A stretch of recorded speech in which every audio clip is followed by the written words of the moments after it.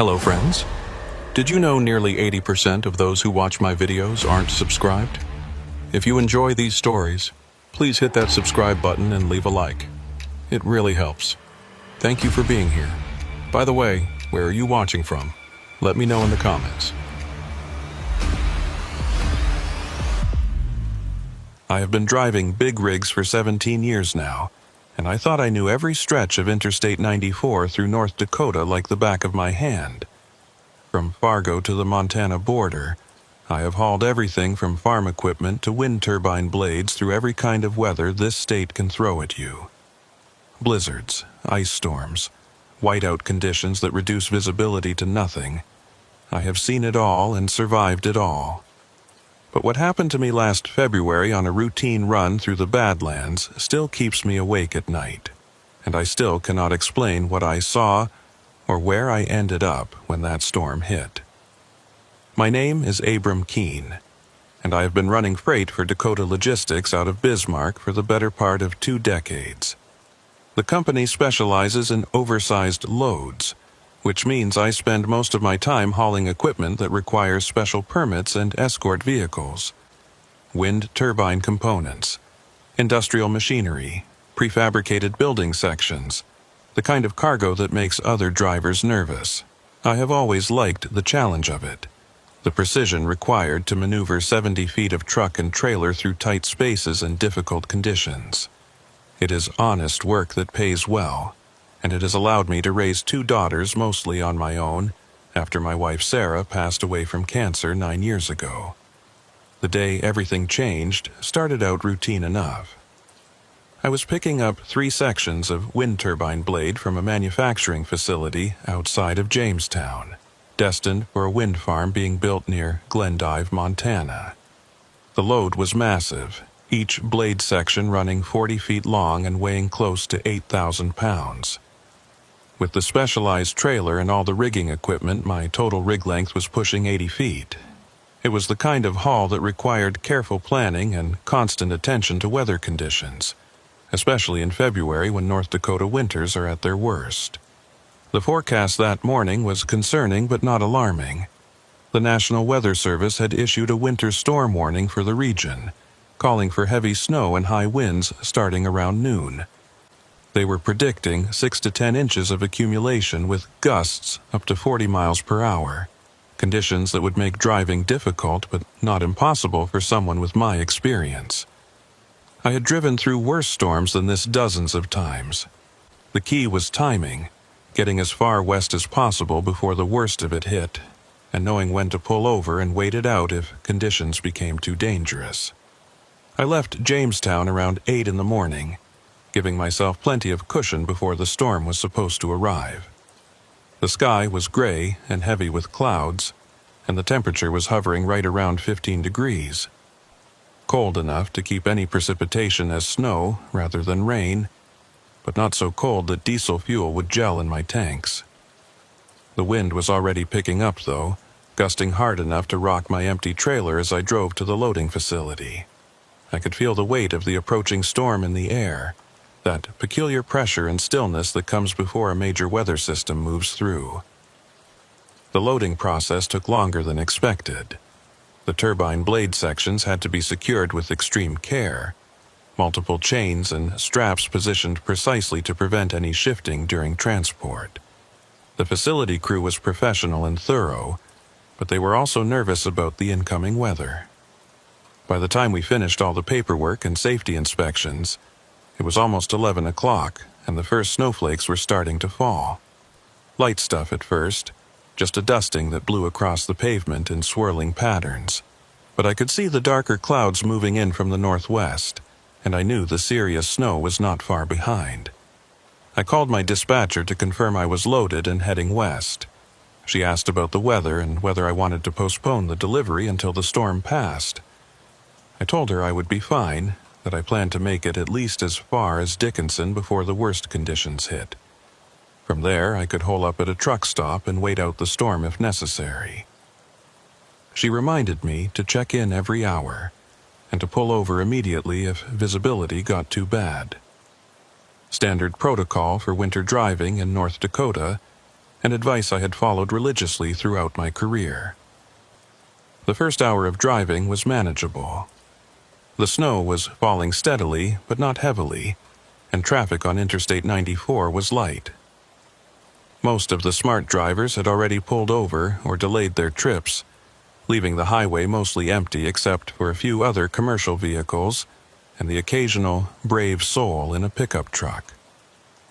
I kept my speed down to 45 miles per hour, well below the posted limit but appropriate for the conditions. With a load as large and unwieldy as wind turbine blades, you cannot afford to make sudden movements or corrections. Every input to the steering wheel and every touch of the brakes has to be smooth and deliberate. Around noon, just as I was passing through the small town of Steele, the weather took a serious turn for the worse. The snowfall intensified dramatically, going from moderate to heavy in a matter of minutes. Visibility dropped from a quarter mile to maybe 100 feet, and the wind picked up to the point where it was buffeting my trailer hard enough that I had to fight the steering wheel constantly to keep the rig centered in my lane. The highway department had not yet deployed snowplows to this section, which meant the pavement was rapidly accumulating snow. I could feel my drive wheels starting to slip occasionally, that subtle loss of traction that tells you the road surface is getting dangerous. I grabbed my CB radio and switched to channel 19 to check in with other drivers in the area. The channel was busy with truckers sharing information about conditions further west. What I heard was not encouraging. Multiple drivers were reporting whiteout conditions between Bismarck and Dickinson, with several trucks already pulled over on the shoulder waiting for the storm to pass. One driver said he had just passed a jackknifed semi near mile marker 173, and that state patrol was advising all commercial vehicles to find a safe place to stop. I checked my position and did some quick math. I was at mile marker 148, which put me about 25 miles east of Bismarck. Under normal conditions, that would be maybe 20 minutes of driving, but in this storm it could take an hour or more. I had to make a decision. Push forward and try to reach the truck stops on the west side of Bismarck before conditions got any worse. Or find a place to pull over right now and wait out the storm. Every instinct I had was telling me to stop, but there was nowhere safe to park with a load this size. I needed either a proper truck stop with a large parking lot, or at minimum a wide shoulder where I would not be a hazard to other traffic. That was when I started noticing something odd on my CB radio. In between the normal trucker chatter about road conditions and weather reports, I kept hearing fragments of another conversation. It was hard to make out clearly through the static and interference, but it sounded like someone giving directions or coordinates. I heard a man's voice say something about southbound escort at marker 212, and then a woman's voice responding with, "Copy that," maintaining visual on the convoy. The terminology sounded official, like maybe highway patrol or DOT workers coordinating a road closure. But something about the phrasing was off, like they were using codes or references that I did not recognize.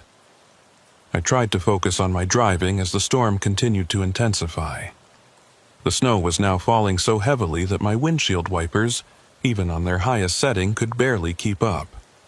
The accumulation on the road was getting deeper, and I could feel my truck starting to labor as the tires fought for grip in the snow. My speed had dropped to 30 miles per hour, and I was seriously considering finding any available space to pull over and wait this out. Oversized load regulations be damned. That was when I saw the sign through the swirling snow. It was one of those standard green interstate signs announcing an upcoming exit, but something about it caught my attention. Exit 2 to 12, service area 1 mile, it read. I had driven this stretch of Interstate 94 hundreds of times over the years, and I could not remember there being an exit 212, at least not one with a service area. The exits in this region were spaced far apart, mostly providing access to small towns or county roads, and there were very few dedicated service areas between Jamestown and Bismarck. But the sign looked official enough. with the standard DOT formatting and reflective lettering. More importantly, it offered exactly what I needed right now: a place to get off the highway and wait out the storm safely. I eased my rig over toward the right lane, using my turn signal even though there was no other traffic visible in either direction. The wind was howling now, driving the snow horizontally across the highway and creating that disorienting effect where you cannot tell if the white you are seeing is falling snow or snow being blown across the road surface. The exit ramp appeared ahead, marked by reflective poles that were barely visible through the whiteout conditions. I slowed even further and carefully guided my truck and trailer onto the ramp, feeling the resistance as my tires plowed through 6 inches of unplowed snow. The ramp curved to the right in a gentle arc, and as I followed it, I noticed something strange. There were tire tracks in the snow ahead of me, relatively fresh tracks that had not yet been completely filled in by the accumulation. Someone else had taken this exit recently, probably within the last hour or so. That gave me a small measure of comfort. If another truck had come this way and found a safe place to park, then I was probably making the right decision. I continued down the exit ramp, which seemed longer than normal for a standard highway exit. It curved and descended for what felt like a quarter mile before finally leveling out. The road at the bottom was narrower than I expected, just a 2-lane surface with no clear markings visible under the snow. But those tire tracks were still there, twin grooves leading forward into the storm. I followed the tracks, keeping my speed down to a crawl and peering through the windshield for any sign of the service area the sign had promised. The landscape around me was completely white, no landmarks visible, no buildings or structures of any kind. Just flat, white terrain disappearing into white sky, that total sensory whiteout that can make you feel like you are driving through an empty void. The only reference points I had were those tire tracks and the narrow road beneath my wheels. My CB radio crackled to life again, that same fragmented conversation cutting through the static. This time, I heard it more clearly. A man's voice said, "Unit 7, confirm visual on the last trailer section." And then a different voice, also male, responded, "Visual confirmed, proceeding to service point." There was something about the phrasing that bothered me. Unit 7 sounded like a radio call sign, but it was not the format used by State Patrol or Highway Department vehicles. And what did they mean by last trailer section? Were they talking about a convoy of some kind? I reached for my CB microphone to call out and identify myself, but before I could key the mic, the road ahead of me suddenly opened up into what looked like a parking area. Through the snow, I could make out several large shapes that had to be vehicles, and beyond them the dark outline of a low building. This must be the service area, though I still could not shake the feeling that something was not quite right about this place. I had never heard of a service facility at this location, and the whole setup seemed oddly isolated and poorly maintained for an official DOT rest area. But I was here now, and the storm was only getting worse. I could see several other trucks already parked in the lot, their shapes barely visible through the driving snow. At least I would not be waiting out the storm alone. I found an open space large enough for my oversized load and carefully maneuvered my rig into position, setting my parking brake and shutting down my engine. The sudden silence after hours of road noise was almost shocking, broken only by the howl of the wind and the ping of snow hitting my windshield. I sat in my cab for a moment, looking out at the service area and trying to get my bearings. The building was maybe 100 feet ahead, a single-story structure that looked like it might house restrooms and possibly a small office or maintenance shop. The other trucks in the lot were hard to see clearly through the snow, but I counted at least 4 or 5 of them. What struck me as odd was that they all appeared to be hauling similar loads to mine. long flatbed trailers carrying what looked like wind turbine components or other oversized industrial equipment. My CB radio crackled one more time, and this time the message was crystal clear. A woman's voice, calm and professional, said, "All units, this is Marla Fenwick with State Patrol. We have multiple reports of severe conditions on I-94 westbound. All commercial vehicles are advised to seek shelter immediately. Exit 212 service area is open and operational for the duration of the storm." The message repeated twice, then faded back into static and white noise. I felt a wave of relief wash over me. So, this was an official emergency service area, and State Patrol was actively directing trucks here to ride out the storm. That explained the other vehicles with similar loads. They must have been part of the same general convoy of wind energy equipment heading west when the storm hit. I grabbed my heavy winter coat from behind the seat and prepared to make a run for the building to check in and see what facilities were available. But as I reached for the door handle, I noticed something that made me pause. The tire tracks I had followed into the parking area did not lead to any of the parked trucks. Instead, they continued past the building, heading further into the whiteout conditions beyond. Someone had driven through here recently but had not stopped. They had kept going, out past the service area and into whatever lay beyond. Why would anyone do that in weather like this? Where could they possibly be heading that was worth driving further into a blizzard? I looked at the building again, studying it more carefully through the snow. Now that I was stopped and could focus, I started noticing details that bothered me. The structure looked old, its metal siding weathered and showing signs of rust. The windows were dark. No lights visible inside despite the woman on the radio saying the facility was operational.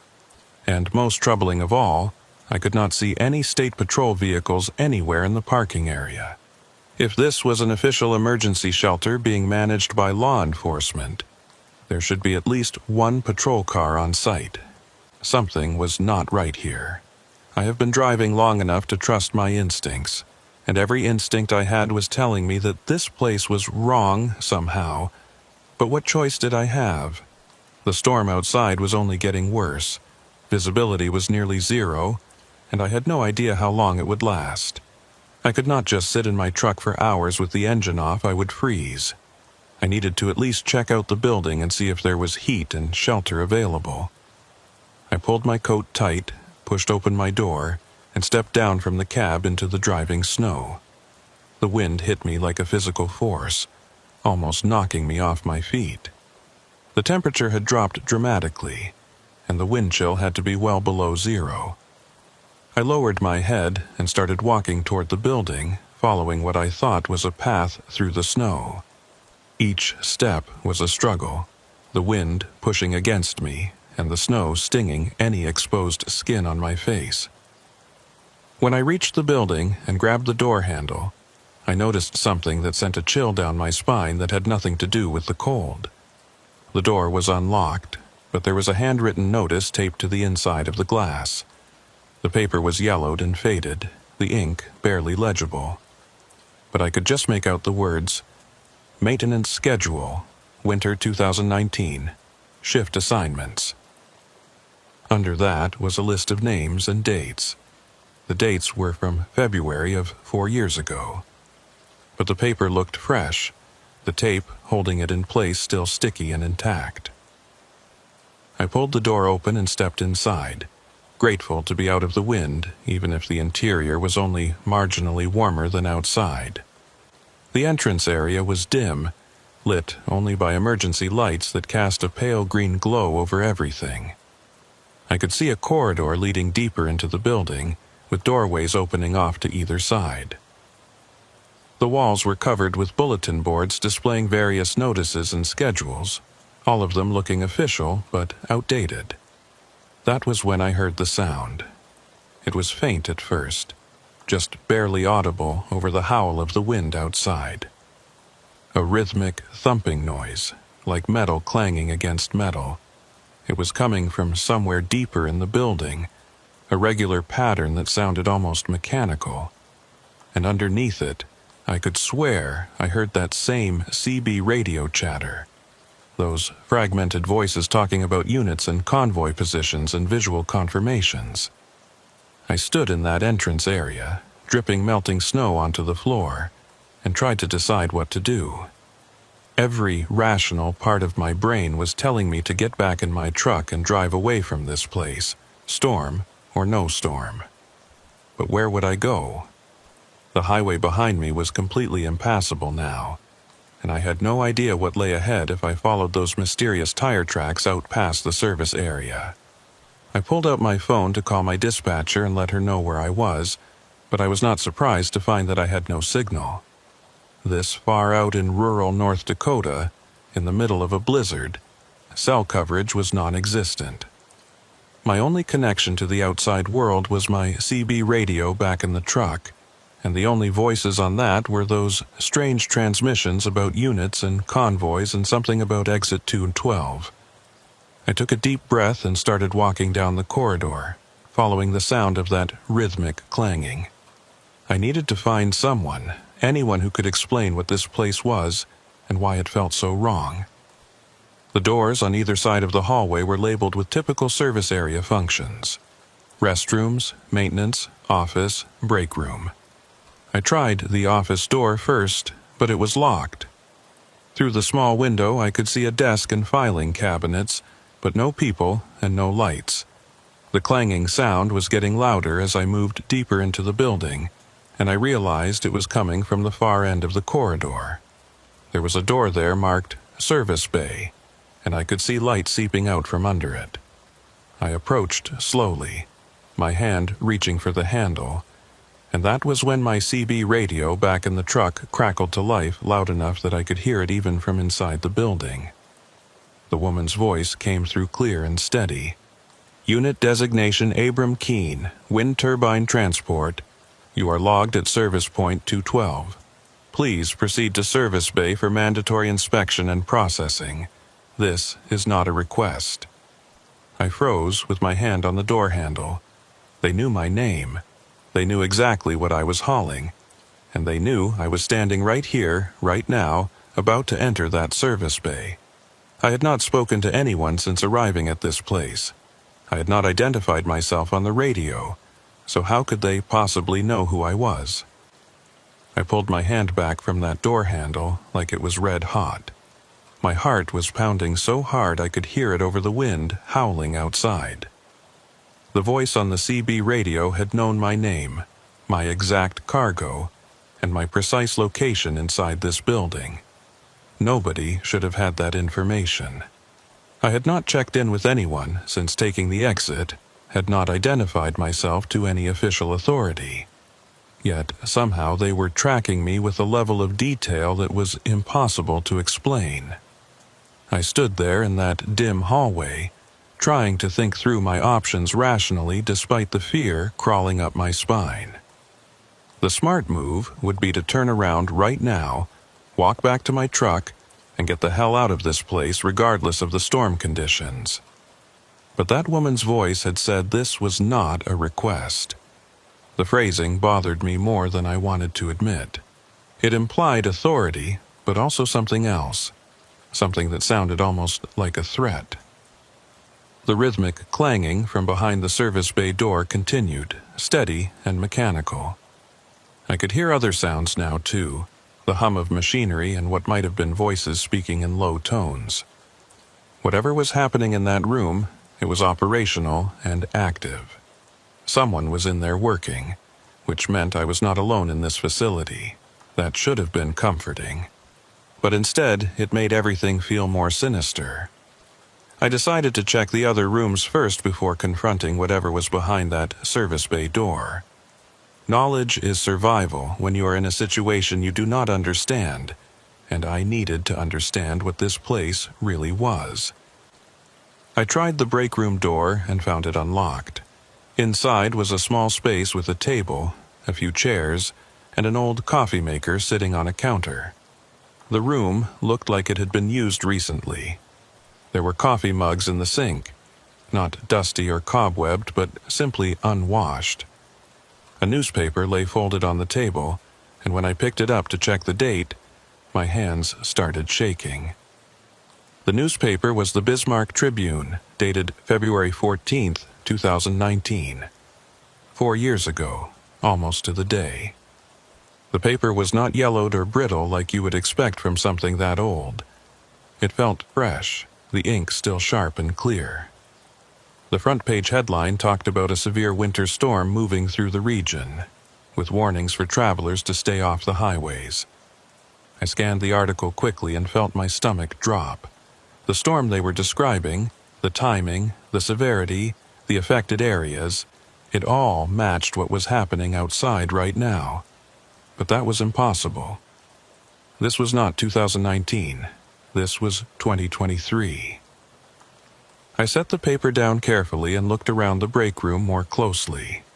There was a calendar on the wall, one of those promotional ones that businesses give away. It showed February 2019, with several dates circled in red marker. The 14th was circled heavily, with a note written beside it that said Major Convoy Operation, all staff report. Today was February 14th, 2023, 4 years later to the exact date. My mind was racing through possible explanations. Maybe this place had been abandoned in 2019 and nobody had bothered to update the calendar or throw away the old newspaper. Maybe the coffee mugs in the sink had been sitting there unwashed for 4 years, preserved by the cold and dry conditions. But that did not explain the fresh feel of the newspaper or the fact that the coffee maker was still plugged in and had a red light indicating it was in standby mode, ready to brew. I moved to the maintenance room next, using my shoulder to force open the swollen door. Inside was a cluttered space filled with tools, spare parts, and equipment for road maintenance. There were several logbooks stacked on a workbench, and I flipped through them quickly. They were filled with handwritten entries documenting vehicle inspections, equipment repairs, and supply inventories. The most recent entries were all from February 2019. The handwriting was clear and consistent, showing routine maintenance activities for what appeared to be a small fleet of trucks and service vehicles. But what caught my attention was a notation repeated several times throughout the logs. Escort duty for turbine convoy, Route 94 to Service Point 2-12. The entries were signed by someone named Thatcher Voigt, who appeared to be some kind of maintenance supervisor or operations manager. Multiple entries referenced coordinating with State Patrol, specifically mentioning someone named Marla Fenwick. That was the name of the woman whose voice I had heard on the CB radio, the one who had just identified me by name. I pulled out my phone and tried again to get a signal, hoping to call someone, anyone, who could help me make sense of this situation. Still nothing. The storm outside must be interfering with the cell towers, or maybe we were just too far from civilization for coverage. I thought about going back to my truck and trying to raise someone on the CB, but I was afraid of what voice might respond. If they knew my name and location, what else did they know, and what did they want from me? The sound of the clanging from the service bay suddenly stopped. In the silence that followed, I could hear footsteps moving around in there, heavy boots on concrete. Then I heard a door opening and closing, and the footsteps started coming down the hallway toward where I was standing. I looked around frantically for somewhere to hide, but the maintenance room was small and cluttered with no good cover. I pressed myself against the wall behind the door and waited, barely breathing. The footsteps passed by the maintenance room and continued toward the entrance. I heard the exterior door open, letting in a blast of wind and the sound of the storm, then close again. Whoever it was had gone outside. I gave them a minute to get clear, then carefully made my way back to the hallway and looked toward the entrance. Through the window in the door, I could see a figure walking across the parking lot, head down against the wind, moving between the parked trucks.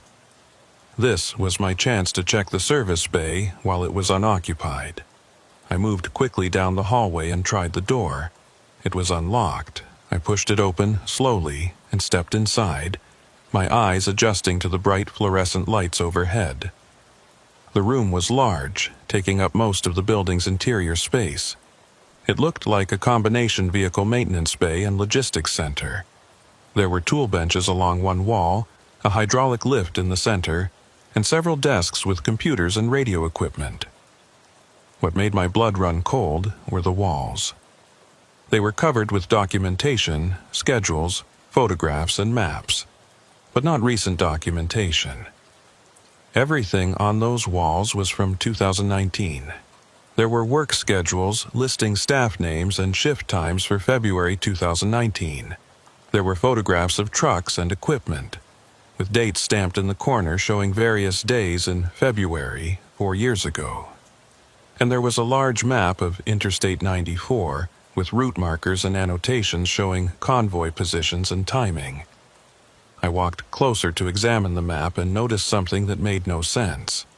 The map showed exit 212 clearly marked as a service point, but I knew for a fact that this exit did not appear on modern maps of I-94.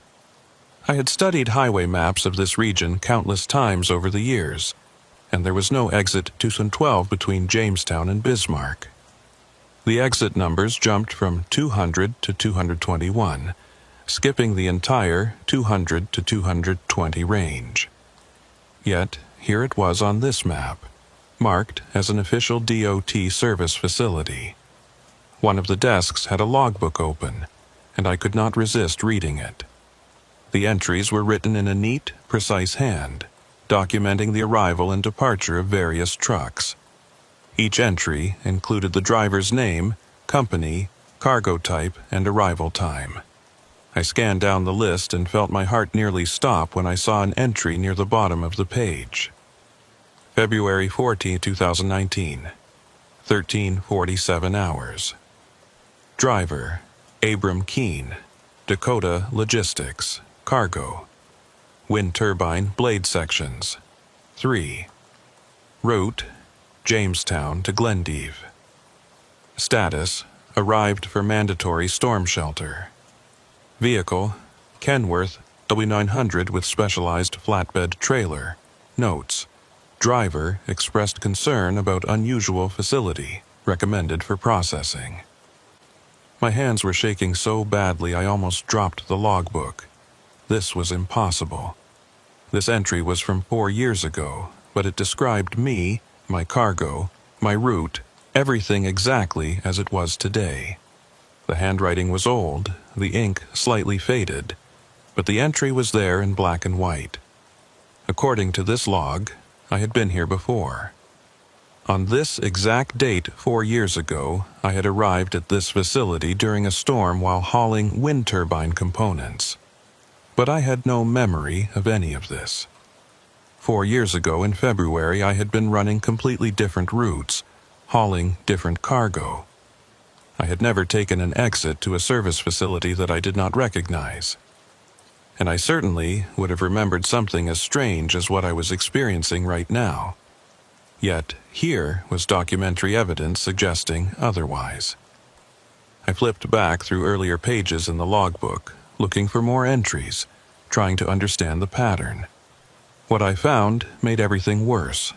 There were dozens of entries for other drivers, other trucks, other dates, but many of them had a notation in the status column that said either processing complete or departed to secondary point. A few entries, maybe 1 in 10, had a different notation that simply said retained. I did not like the sound of that word, retained. It implied that some drivers who came to this facility did not leave, or at least did not leave in the way they expected to. I thought about those tire tracks I had followed into the parking area, the ones that had continued past the service building and out into the whiteout. Had those drivers been retained, or had they departed to some secondary point? And where exactly was this secondary point? The CB radio equipment on one of the desks suddenly crackled to life, making me jump. It was not tuned to channel 19 like a normal CB would be. Instead, the display showed it was monitoring multiple frequencies simultaneously, scanning through them in a preset pattern. I could hear fragments of conversations, drivers reporting their positions, weather updates, discussions about road closures. Normal trucker chatter from across the region. Then the scanner stopped on a frequency, and the woman's voice came through again, clear and calm. Unit 7, this is Fenwick. Target vehicle has entered the service bay. Recommend immediate containment before subject attempts departure. Voight is in position outside. Proceed with standard protocol. The voice that responded was male, deeper and rougher than the woman's. Copy that, Fenwick. Moving to secure the building now. Subject matches the profile from the previous cycle. Should be a clean extraction. I did not wait to hear any more. I turned and ran for the hallway, my boots slipping on the concrete floor. Behind me, I heard the exterior door bang open and heavy footsteps entering the building. They were coming for me, whoever they were, and I had no intention of finding out what they meant by extraction. I made it to the entrance and grabbed the door handle, but it would not budge. The door was locked from the outside, something I had not noticed when I came in. There was a deadbolt that required a key, and I had no way to open it. I was trapped inside the building with whoever was coming down that hallway behind me. I looked around desperately for another exit. There had to be a back door, an emergency exit, something. The footsteps were getting closer and I could hear that male voice calling out, "Mr. Keene, there is no need to panic. We just need to verify some information and complete your processing. This will go much easier if you cooperate." The way he said my name, so casual and familiar, made my skin crawl. I spotted a door at the far end of the hallway marked "Emergency Exit" and ran for it, praying it was not locked like the main entrance. I hit the crash bar hard and felt a surge of relief when the door flew open. Cold air and snow blasted into my face, but I did not care. I was outside and moving, and that was all that mattered. The emergency exit led to the back of the building, away from the parking area where my truck was located. I could barely see 10 feet in front of me through the driving snow, but I started running parallel to the building, hoping to circle around and reach my truck from a different direction. The wind was vicious, driving the snow into my face and stealing the breath from my lungs. My coat was heavy and warm, but the wind chill was already seeping through. I made it around the corner of the building and stopped, pressing myself against the wall to catch my breath and get my bearings. That was when I saw him. A man was standing between me and the parking lot, maybe 30 feet away. He was wearing a heavy winter coat and a hat pulled low over his face, but he was standing perfectly still despite the howling wind, like he had been waiting for me to come exactly this way, like he knew exactly where I would run. "Mr. Keene," he called out, his voice barely audible over the storm. "My name is Thatcher Voight. I'm the operations manager for this facility. You need to come back inside where it's safe. This storm is only going to get worse, and you won't survive out here for long." I recognized the name from the logbooks. Thatcher Voight, the maintenance supervisor who had signed off on all those convoy operations back in 2019. The same name that appeared in the entry about me, the entry that should not exist. "How do you know my name?" I shouted back at him. "What is this place? Why does your logbook have an entry about me from 4 years ago?" Voight took a step closer, moving with surprising ease through snow that was now almost knee-deep. "This is exactly what the sign said it was, Mr. Keene. A service area. A place for drivers to shelter during dangerous weather. You're here because you needed shelter, just like all the others who have come before you." What others? And what did that voice on the radio mean by processing and extraction? Voight stopped about 15 feet away, close enough that I could see his face now in the glow of the building's emergency lights. He looked ordinary enough, maybe 50 years old, weathered skin and tired eyes, but there was something wrong about the way he looked at me. His expression was sad, almost apologetic, but there was also a resignation there that frightened me more than anger would have. "The storm brought you here, Mr. Keene. The same storm that brings all of you here every 4 years, always on February 14th. You followed the signs and the tire tracks because that's what you're supposed to do. That's what the pattern requires." "What pattern? What are you talking about?" I was backing away from him as he spoke, moving toward where I thought the parking lot should be, trying to keep him in sight while also watching for the other person I had heard in the building. "The convoy pattern, the route marker pattern. Exit 2 to 12 appears when the conditions are right, when the storm reaches a certain intensity and the date aligns. Drivers hauling specific cargo on specific routes are drawn here. You were drawn here, just like you were drawn here 4 years ago, though you don't remember it." My back hit something solid and I realized I had reached one of the parked trucks. I used it as a guide, keeping one hand on the cold metal as I worked my way along its length toward where I hoped my own truck was parked. Voight followed, maintaining his distance but matching my pace exactly. "That logbook entry was real," he continued. "You were here in 2019, in this exact situation. We processed you then, sent you on your way with no memory of what happened, but the pattern requires repetition. Every 4 years, the same storm, the same date, the same drivers. You'll be here again in 2027, and again in 2031, cycling through forever unless you make a different choice." I wanted to tell him he was insane, that what he was saying was impossible. But I could not deny the evidence I had seen with my own eyes. The dated documents that looked fresh, the logbook entry with my name from 4 years ago, the way everything about this place felt wrong and out of time. Something impossible was happening here, and I was caught in the middle of it. "What choice?" I asked, my voice barely carrying over the wind. "What are you talking about?" Voight stopped and pointed past me, into the whiteout beyond the parking area. "The tire tracks you followed into this facility, they continue on past it. There's a service road that leads deeper into the pattern, to the places where time works differently. Some drivers choose to follow that road instead of cycling through the same 4-year loop forever. They go looking for answers, for a way to break the pattern. And what happens to them?" I had reached my truck now, could feel the familiar shape of my tractor unit beside me. My keys were in my pocket. If I could just get to the cab and get the engine started, maybe I could drive out of here. "Nobody knows," Voight said quietly. "They disappear into the whiteout, following coordinates that don't exist on any map. Some people think they find a way out, back to normal time and normal roads. Other people think they just drive forever, trapped in the storm. But either way, they don't cycle through exit 212 anymore. They make a choice and they vanish."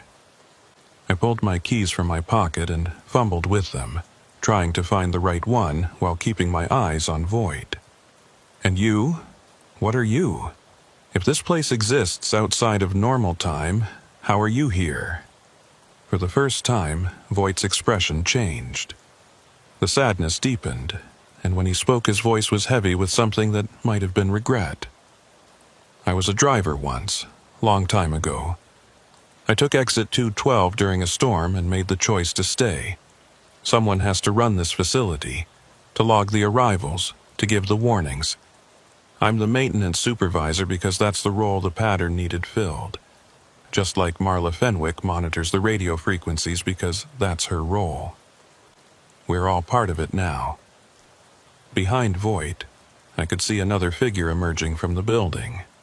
The woman, presumably Marla Fenwick, was moving through the snow with the same unnatural ease that Voight showed.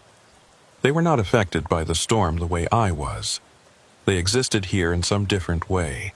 playing roles that had been assigned to them by whatever impossible force created this place.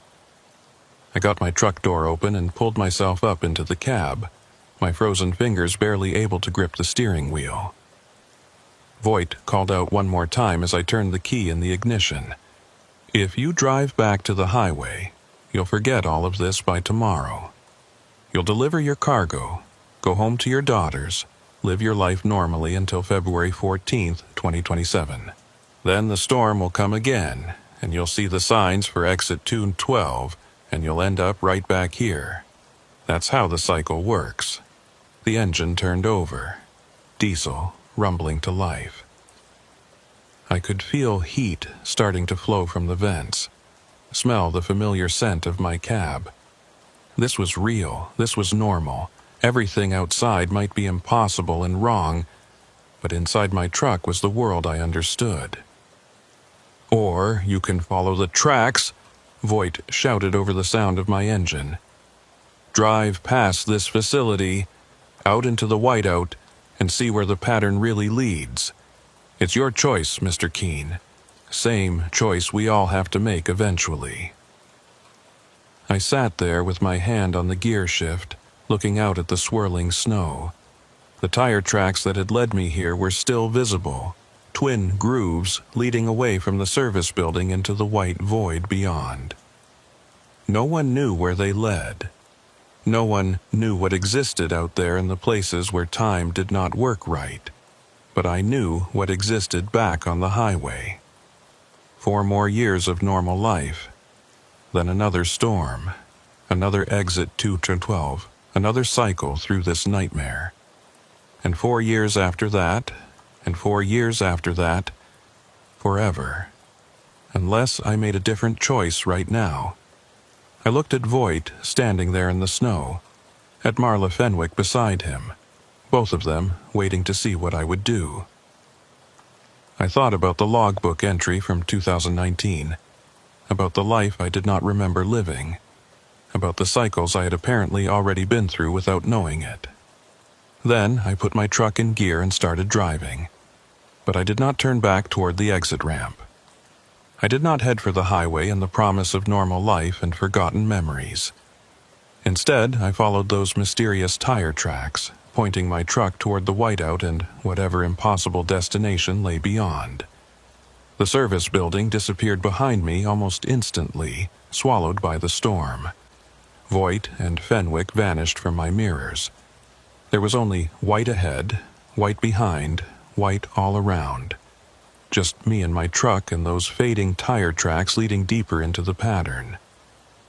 I had no idea where I was going or what I would find. But I knew I could not spend the rest of eternity cycling through the same impossible day every 4 years.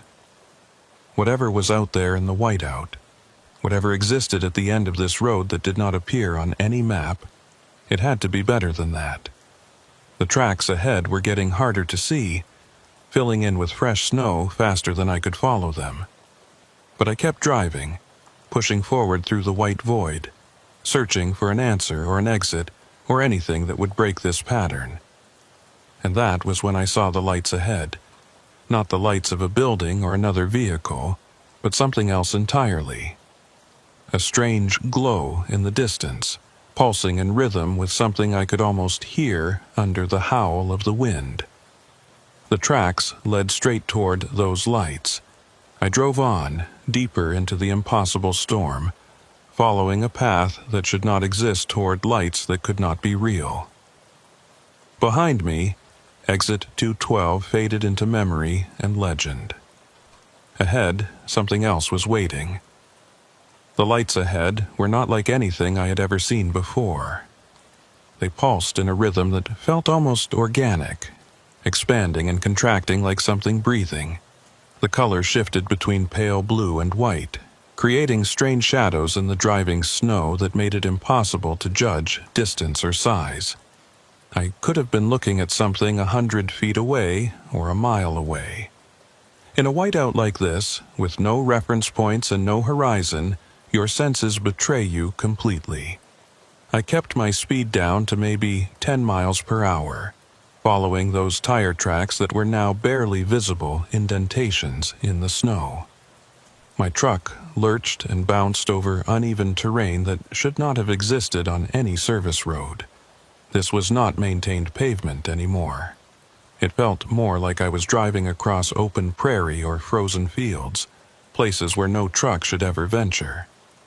But the tracks continued forward, twin grooves that someone or something had carved through this impossible landscape, and I followed them because I had committed to this path, and there was no turning back now.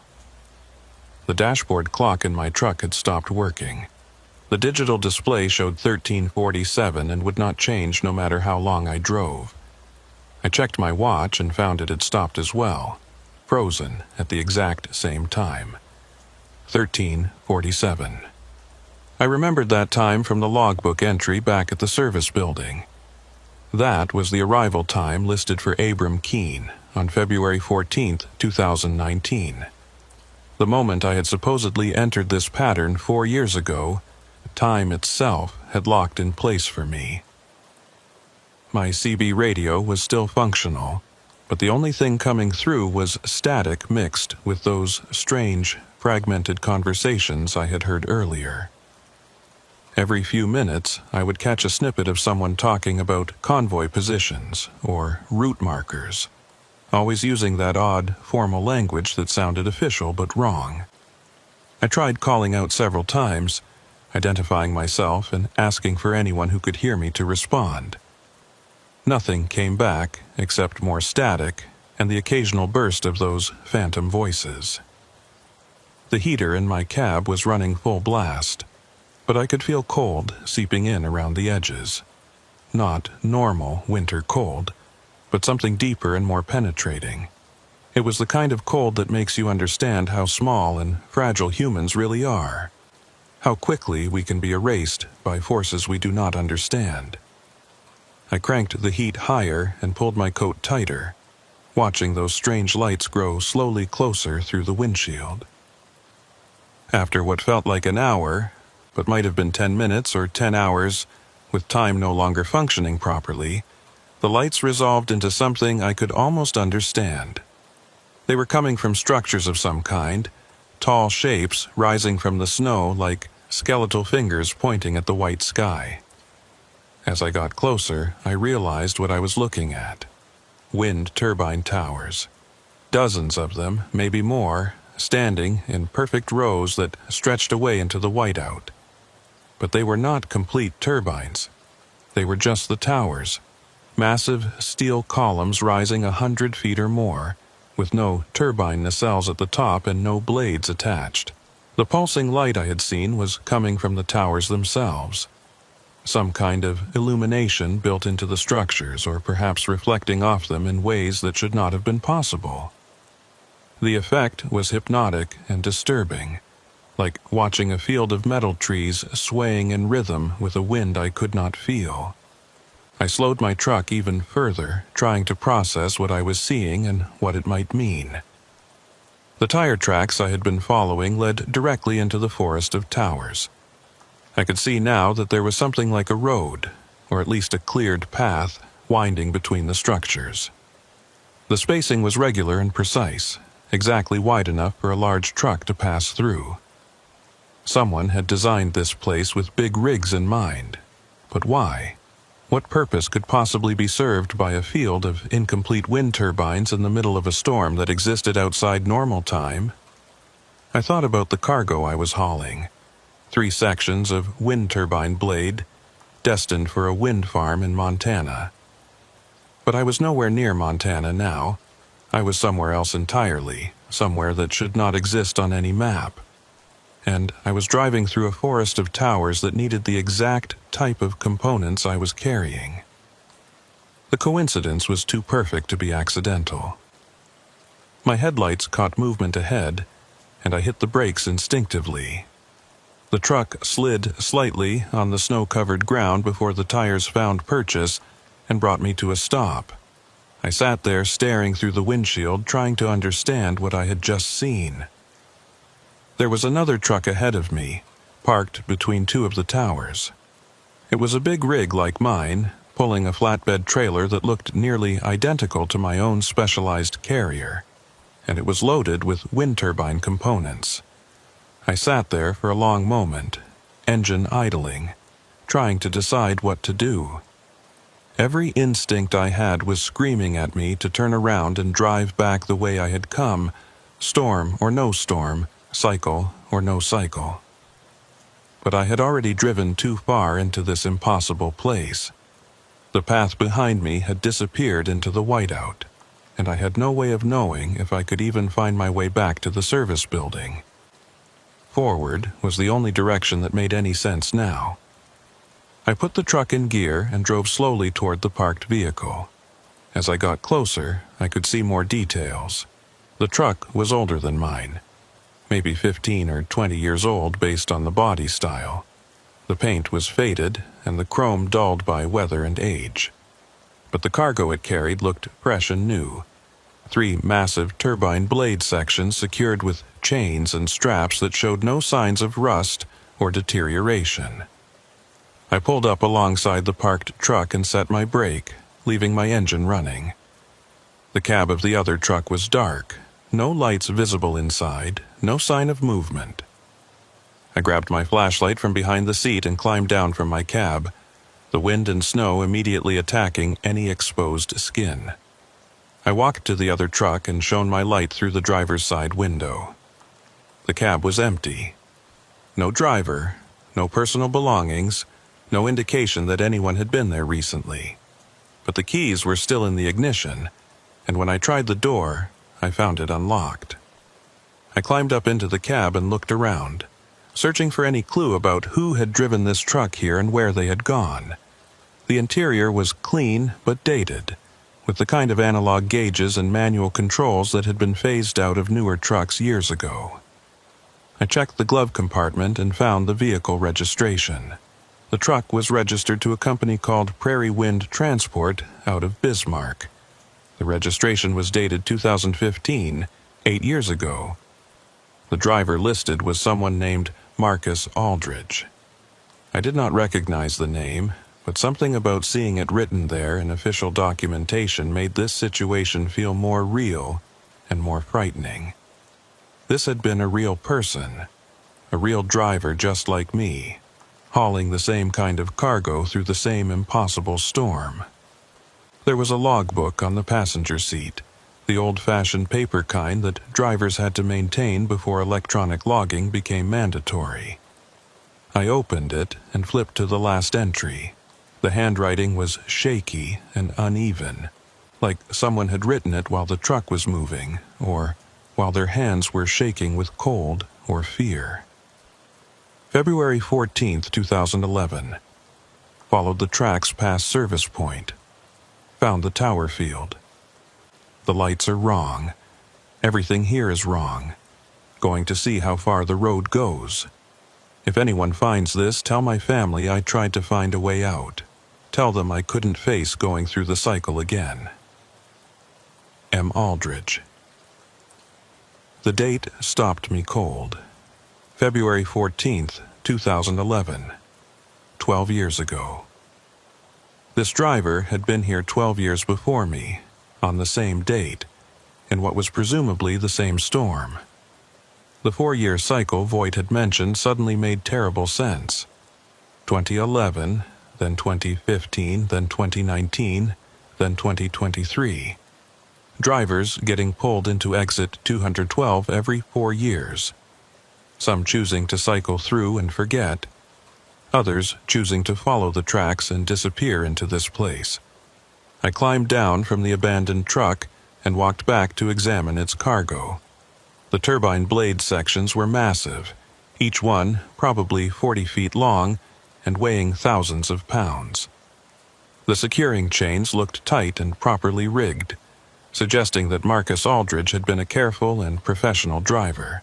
But the blades themselves showed no signs of age or weather damage despite supposedly sitting here for 12 years. They looked as fresh as my own cargo, as if time had stopped for them the same way it had stopped for everything else in this place. I returned to my own truck and sat in the cab. trying to warm up and think through what I should do. I had found one abandoned truck, which meant there were probably others scattered throughout this tower field.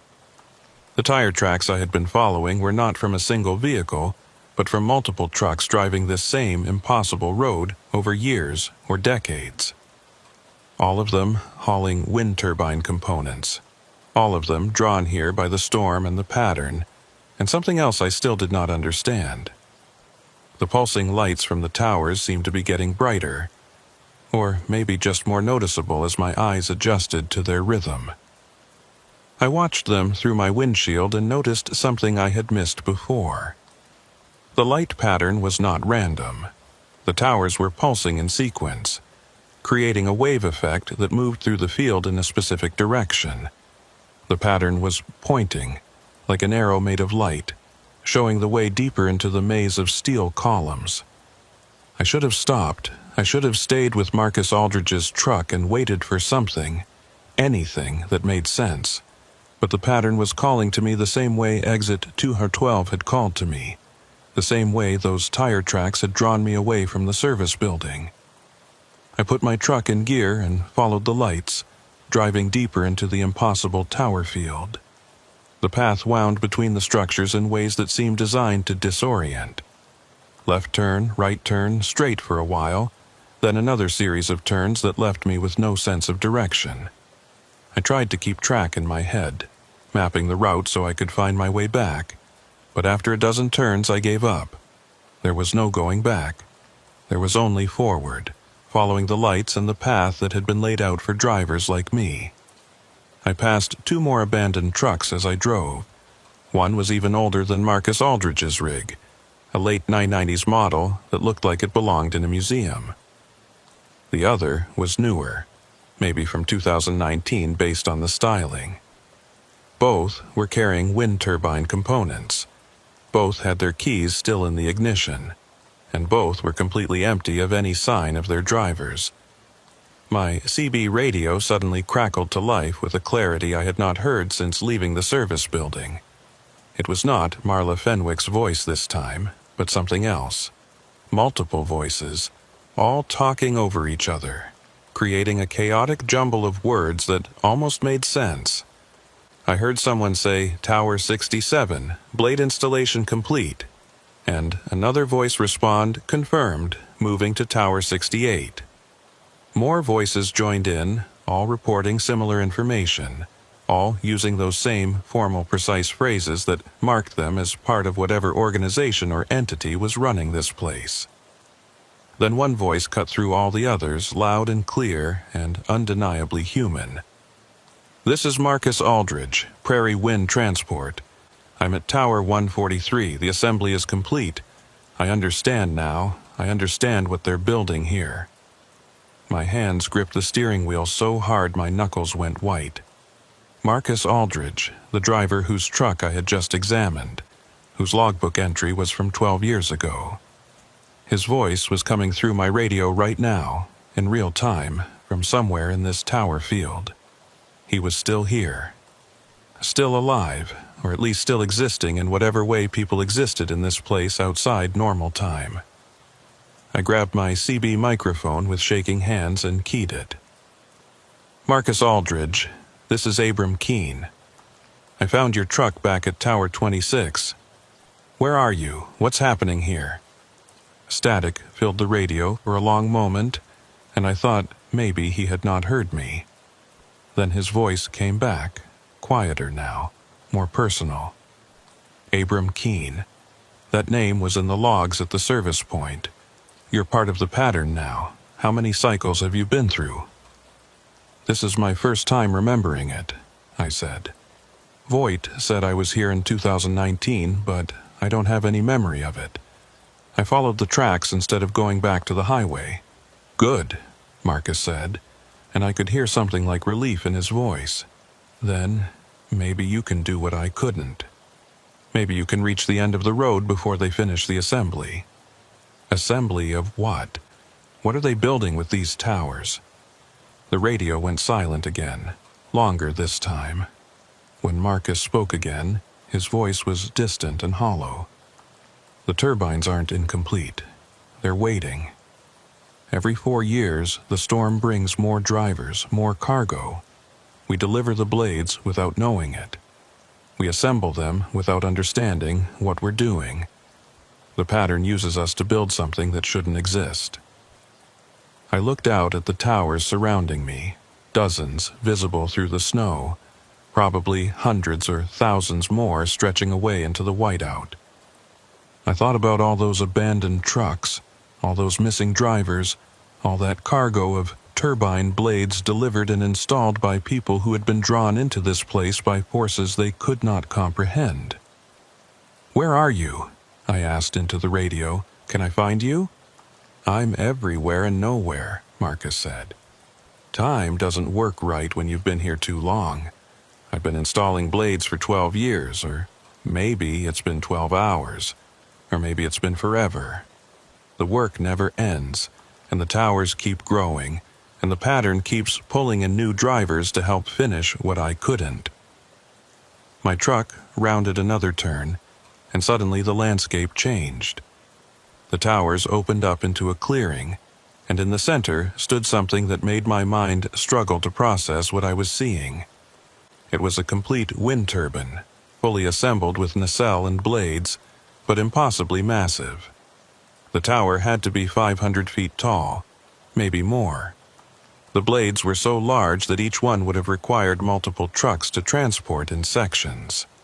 And the whole structure was glowing with that same pulsing light, brighter and more intense than any of the incomplete towers around it.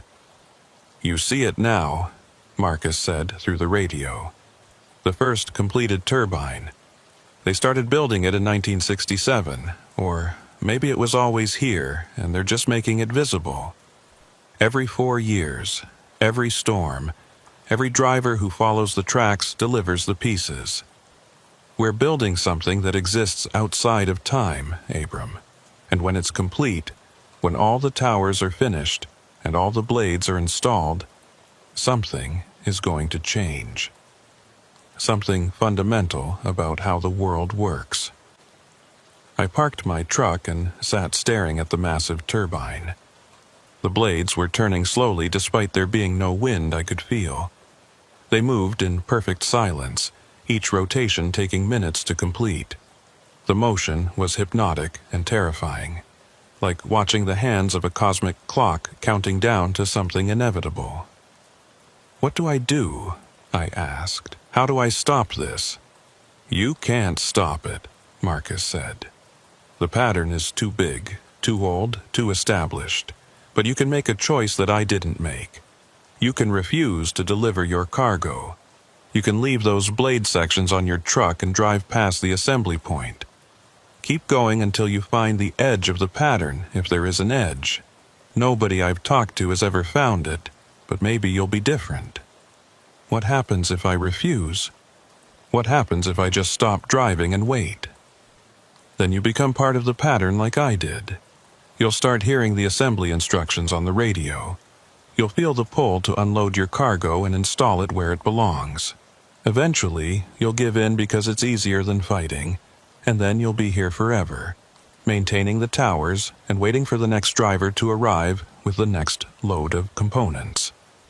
I looked at the complete turbine again, at its massive blades cutting through the white air with silent precision.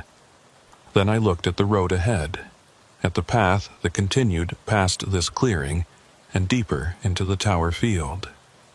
The tire tracks I had been following were still visible, leading onward. Other drivers had made the same choice Marcus was describing. They had refused to stop and deliver their cargo. They had kept driving, searching for an edge or an exit or an answer. And none of them had ever returned to tell what they found. My CB radio crackled again, but this time it was not Marcus Aldridge's voice. It was Marla Fenwick, clear and commanding. "Abram Keene, you have reached the assembly point. Your cargo is required for completion of Tower Sector 17, subsection 44. Please proceed with standard unloading protocols." I looked in my mirrors and saw lights approaching from behind. Multiple vehicles moving through the tower field toward my position. They were coming to collect my cargo whether I cooperated or not. The pattern had invested too much in pulling me here, in guiding me through the storm and past the service point and along the impossible road. It was not going to let me leave with those turbine blades still on my trailer. "Marcus," I said into the radio, "if I keep driving, if I go past the assembly point, what are my real chances of finding a way out?" There was a long pause before he answered. "Honestly, I don't know if anyone has ever made it, but I know for certain that stopping here means you never leave. So maybe the unknown is better than the certain. Maybe driving into the whiteout is better than becoming part of the pattern." The lights behind me were getting closer. I could make out the shapes now, several trucks and what looked like heavy equipment moving in convoy formation. They would be here in minutes, and then my choice would be made for me. I put my hand on the gear shift and made my decision. The engine roared as I hit the accelerator, snow spraying from my tires as I drove past the assembly point and deeper into the tower field. Behind me, I could hear voices on the CB radio calling out, telling me to stop, warning me that I was making a mistake. But I did not stop. I kept driving, following the faint tire tracks that disappeared ahead into infinite white. The towers flashed past on either side, their pulsing lights creating a strobe effect that made it hard to focus. I drove faster than was safe, faster than was sane, but I needed to put distance between myself and whatever was following me. The path twisted and turned, leading me deeper into a maze that might have no exit. And then, impossibly, the towers began to thin out. The path widened, the lights grew dimmer. I was reaching some kind of boundary, some edge to the pattern that Marcus Aldridge had said might not exist. Ahead, through the snow, I could see something that looked like an opening, a gap in the endless white. A place where the impossible road might finally lead back to somewhere real. The gap in the whiteout grew larger as I drove toward it, and for a moment I felt something like hope building in my chest. Maybe Marcus Aldridge had been wrong. Maybe there was an edge to this pattern, a boundary where the impossible rules stopped applying and normal reality began again. Maybe I was about to cross that boundary and leave this nightmare behind. But as I got closer, I realized the gap was not an opening back to the real world. It was something else entirely. The towers had stopped, yes, but what lay ahead was not empty prairie or highway or anything recognizable. It was a landscape that should not exist, could not exist. A place where the fundamental rules of how things worked had been rewritten by forces I could not begin to understand. The road continued forward through terrain that shifted and changed as I watched. Sometimes it looked like I was driving across frozen lake ice, perfectly smooth and transparent enough that I could see dark shapes moving in water that should not be there. Other times the surface became rough and broken, like driving across a field of shattered concrete or fractured stone. And sometimes, for brief moments, it looked almost normal. Just a snow-covered road leading through empty winter landscape. My truck bounced and lurched over the changing surface, the suspension working overtime to keep the wheels in contact with ground that could not decide what it wanted to be. The trailer behind me swayed and fishtailed, the heavy turbine blades shifting in their restraints despite the multiple chains and straps holding them down. Every instinct I had was telling me to slow down, to stop, to turn back before I drove completely beyond any possibility of return. But the lights behind me were still visible in my mirrors, still following, still pursuing the cargo I refused to deliver. The CB radio had descended into chaos. Dozens of voices now, all talking at once. Some giving coordinates and instructions, others asking questions or reporting status updates. I heard Marcus Aldridge's voice occasionally, warning me about sections of the road ahead, telling me which way to turn at intersections I could not see. I heard Marla Fenwick's voice too, calm and authoritative, directing the vehicles behind me. coordinating what sounded like an organized effort to intercept my truck and recover the turbine blades. And underneath all those voices, I heard something else. A low-frequency hum that was not quite sound, more like a vibration that I could feel in my bones. It was coming from everywhere and nowhere, pulsing in rhythm with those lights from the tower field behind me. The pattern had a heartbeat, and I was hearing it through my radio because I had become part of it whether I wanted to or not. My dashboard clock was still frozen at 13:47, but I had been driving for what felt like hours since leaving the assembly point. The fuel gauge in my truck showed 3/4 full, which was impossible. I had been running the engine constantly, fighting through snow and difficult terrain, burning diesel at a rate that should have dropped the gauge significantly. But the needle had not moved. Either my gauge was broken or fuel worked differently here, consumed and somehow replenished by the same forces that kept the abandoned trucks looking fresh and the old newspapers feeling new.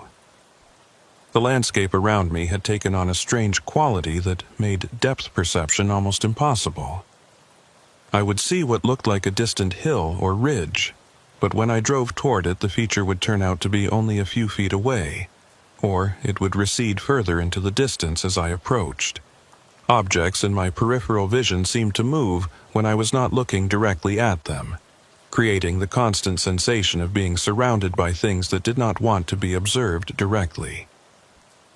I passed another abandoned truck, and this one sent ice water through my veins. It was a Kenworth W900 painted in the exact colors of Dakota Logistics, my company. The truck looked nearly identical to my own rig, same model year, same configuration, same specialized flatbed trailer. I slowed down and shone my spotlight on it as I drove past, and that was when I saw the license plate. It was my license plate number. This was my truck. I hit the brakes and my rig slid to a stop on the uncertain ground.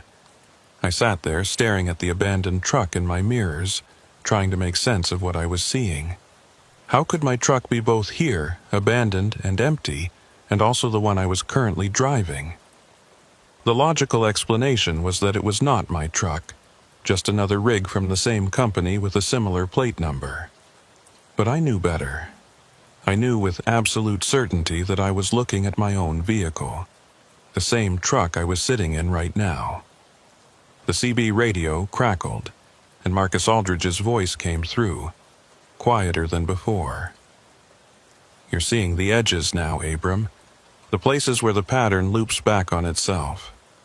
That truck you're looking at, it's you from a different cycle. Maybe from 2019 when you came through and chose to follow the tracks instead of cycling back. Or maybe from 2027 when you'll come through again. Time doesn't run in straight lines out here." "That's impossible," I said, even though I was staring at the evidence. "I can't be in two places at once." "You're not in two places," Marcus said. "You're in all places and all times where the pattern intersects. Every version of you that ever chose to follow the tracks, we're all here together, driving the same road through the same impossible storm. You just don't usually see the other versions of yourself because they're offset by 4 years or 8 years or 12 years. But out here at the edges, the offsets start to break down." I looked ahead down the road and saw more abandoned trucks now, scattered across the shifting landscape. Some looked exactly like mine. Others were different makes and models, but all of them were hauling oversized cargo, all of them displaying the wear and tear of having been driven through impossible conditions. And I knew with growing horror that every one of those trucks represented a driver who had made the same choice I made, who had refused to stop at the assembly point and kept driving in search of an exit that might not exist. "How many cycles?" I asked into the radio. "How many versions of me are out here?" "I don't know," Marcus said. "I've seen my own truck at least 4 times, which would mean I've been through at least 4 cycles since 2011. But I've also seen trucks that look newer than they should be, models that didn't exist yet when I first got pulled in. The pattern reaches forward and backward, pulling in drivers from years that haven't happened yet and keeping drivers from years long past. I put my truck in gear and started driving again, but slower now, more cautiously. I was navigating through a graveyard of possibility, past the abandoned shells of choices that had led nowhere.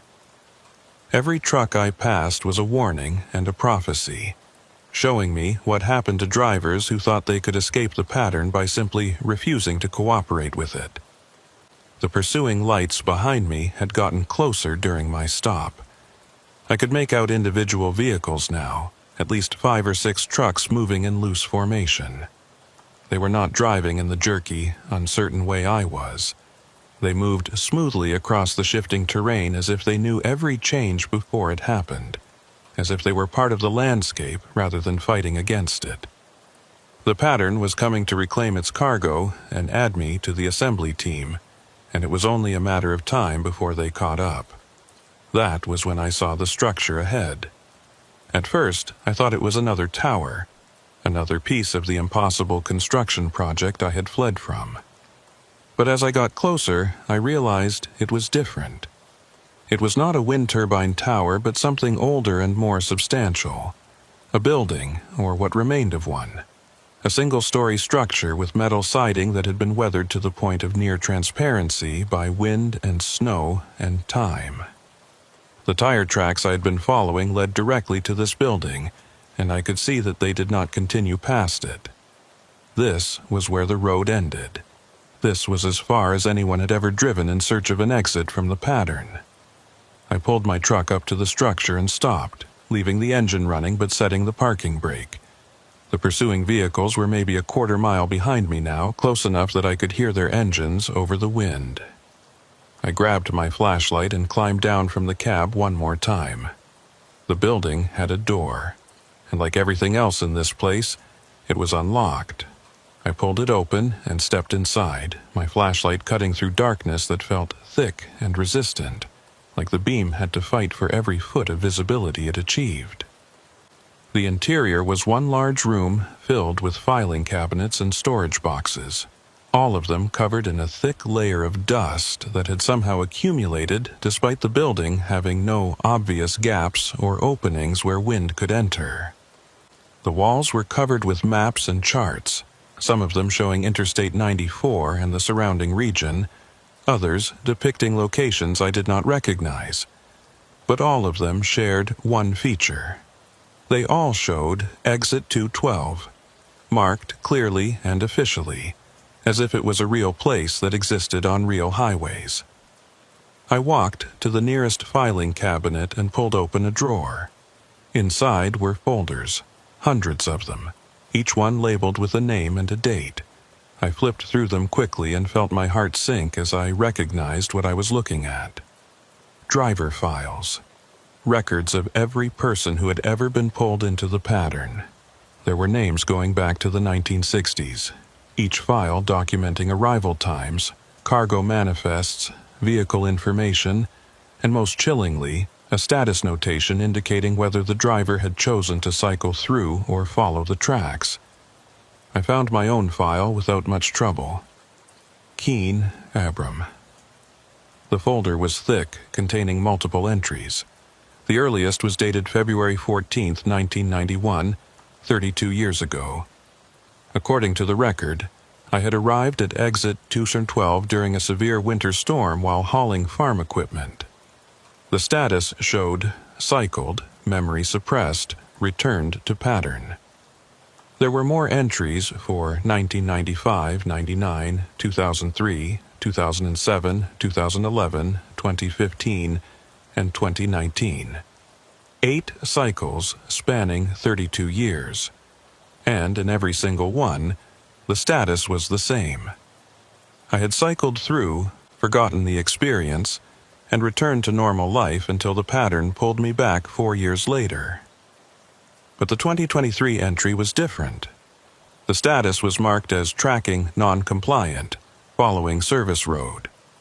And below that, in handwriting rather than typed text, someone had written, "Subject has reached terminal archive.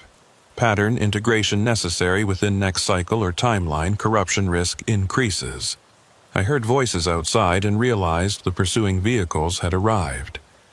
I grabbed my file and several others, stuffing them inside my coat. If I was going to be integrated into the pattern, if I was going to become like Marcus Aldridge and spend eternity assembling towers and waiting for the next delivery, then at least I could take evidence of what was happening here. Maybe, in some future cycle, some version of me would find these files and understand what they were part of. The door opened, and Thatcher Voigt walked in, snow swirling around him. He looked exactly as he had back at the service building, unchanged and unchanging. Behind him, I could see Marla Fenwick and several others, all wearing the same official-looking uniforms, all carrying themselves with the same eerie calm. "You made it further than most," Voigt said, looking around the archive building. "Most drivers turn back when they start seeing their own trucks. The psychological stress of meeting yourself across different timelines usually breaks people before they reach this point." "What is this place?" I asked, holding up the files. "What are all these records? How long has this been going on?" "Since the first tower was erected in 1967, Voigt said. "Since someone decided to build a wind farm in a location that existed outside normal space-time. The pattern formed around that initial construction, creating a loop that pulls in exactly what it needs to continue growing. Drivers, cargo, machinery, all of it drawn in through exit 212 whenever the storm reaches the right intensity and the date aligns. And what happens when the construction is complete? When all the towers have their blades and the whole thing is finished?" Voigt smiled, but there was no warmth in it. "We don't know. Maybe nothing. Maybe the pattern collapses and everyone trapped here gets released. Or maybe the pattern expands, pulling in more exits, more highways, more drivers. Maybe exit 212 is just the beginning." Marla Fenwick stepped forward. She was holding something that looked like a tablet computer, though the screen showed information that made no sense. Numbers and coordinates that changed too rapidly to read. Diagrams that hurt to look at directly. "Abram Keene," she said in that same calm, official voice I had heard on the radio. "You have exceeded acceptable deviation from standard pattern integration. Your cargo must be processed and your timeline must be aligned with established cycles. Further resistance will result in permanent displacement." "What does that mean?" I asked, though I was afraid I already knew the answer. "It means you stop existing in any timeline," Voigt said quietly. "Not just here in the pattern, but everywhere. The pattern erases you completely, removes you from every cycle you've ever been part of.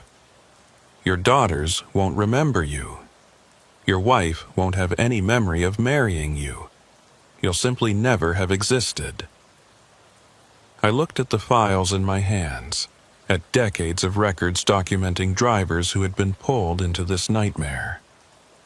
How many people have you erased? How many drivers have been removed from existence because they wouldn't cooperate? Voigt did not answer, but the expression on his face told me everything I needed to know. The pattern did not tolerate permanent resistance. It would absorb you or erase you, but it would not let you escape. "I'll make you the same offer I made at the service building," Voigt said.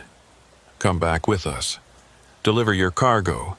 Accept integration into the maintenance team. You'll exist here serving the pattern, but you'll exist. That's more than the alternative offers." I thought about Marcus Aldridge, still out there somewhere among the towers, installing blade after blade for 12 years, or 12 hours, or forever. I thought about all the other drivers who had made that same choice, who had decided that existing in service to the pattern was better than not existing at all. And I thought about my daughters, about whether they would notice if their father was suddenly erased from every memory and photograph and moment they had ever shared with him. The honest answer was that I did not know what to do, Neither choice was good. Both led to a kind of death, just different flavors of it. But I had driven this far, had seen this much, and something in me refused to go quietly into either option they were offering. "There's a third choice," I said, backing toward the door. "The one nobody talks about because nobody has ever taken it." "What choice is that?" Voight asked, though something in his eyes suggested he already knew. "I keep driving," I said, "past this archive, past whatever lies beyond as far as the road goes. Maybe I find an exit, maybe I get erased, maybe I just drive forever. But at least I'll be making my own choice instead of accepting the only options the pattern wants to give me." I was out the door before they could respond, running through the snow toward my truck. I heard Voight calling after me, telling me I was making a mistake, warning me about what existed beyond the archive. But I was already in my cab, already putting the truck in gear, already moving. The road did continue past the archive, though it was barely visible now. More suggestion than reality. I followed it anyway, pushing my truck through conditions that should have been impossible to navigate.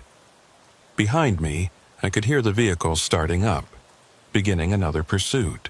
But they seemed slower now, more hesitant, as if even the pattern was uncertain about what lay ahead.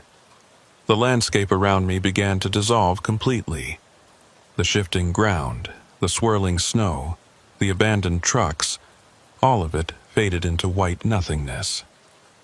I was driving through pure void now, following a road that existed only because I believed it did.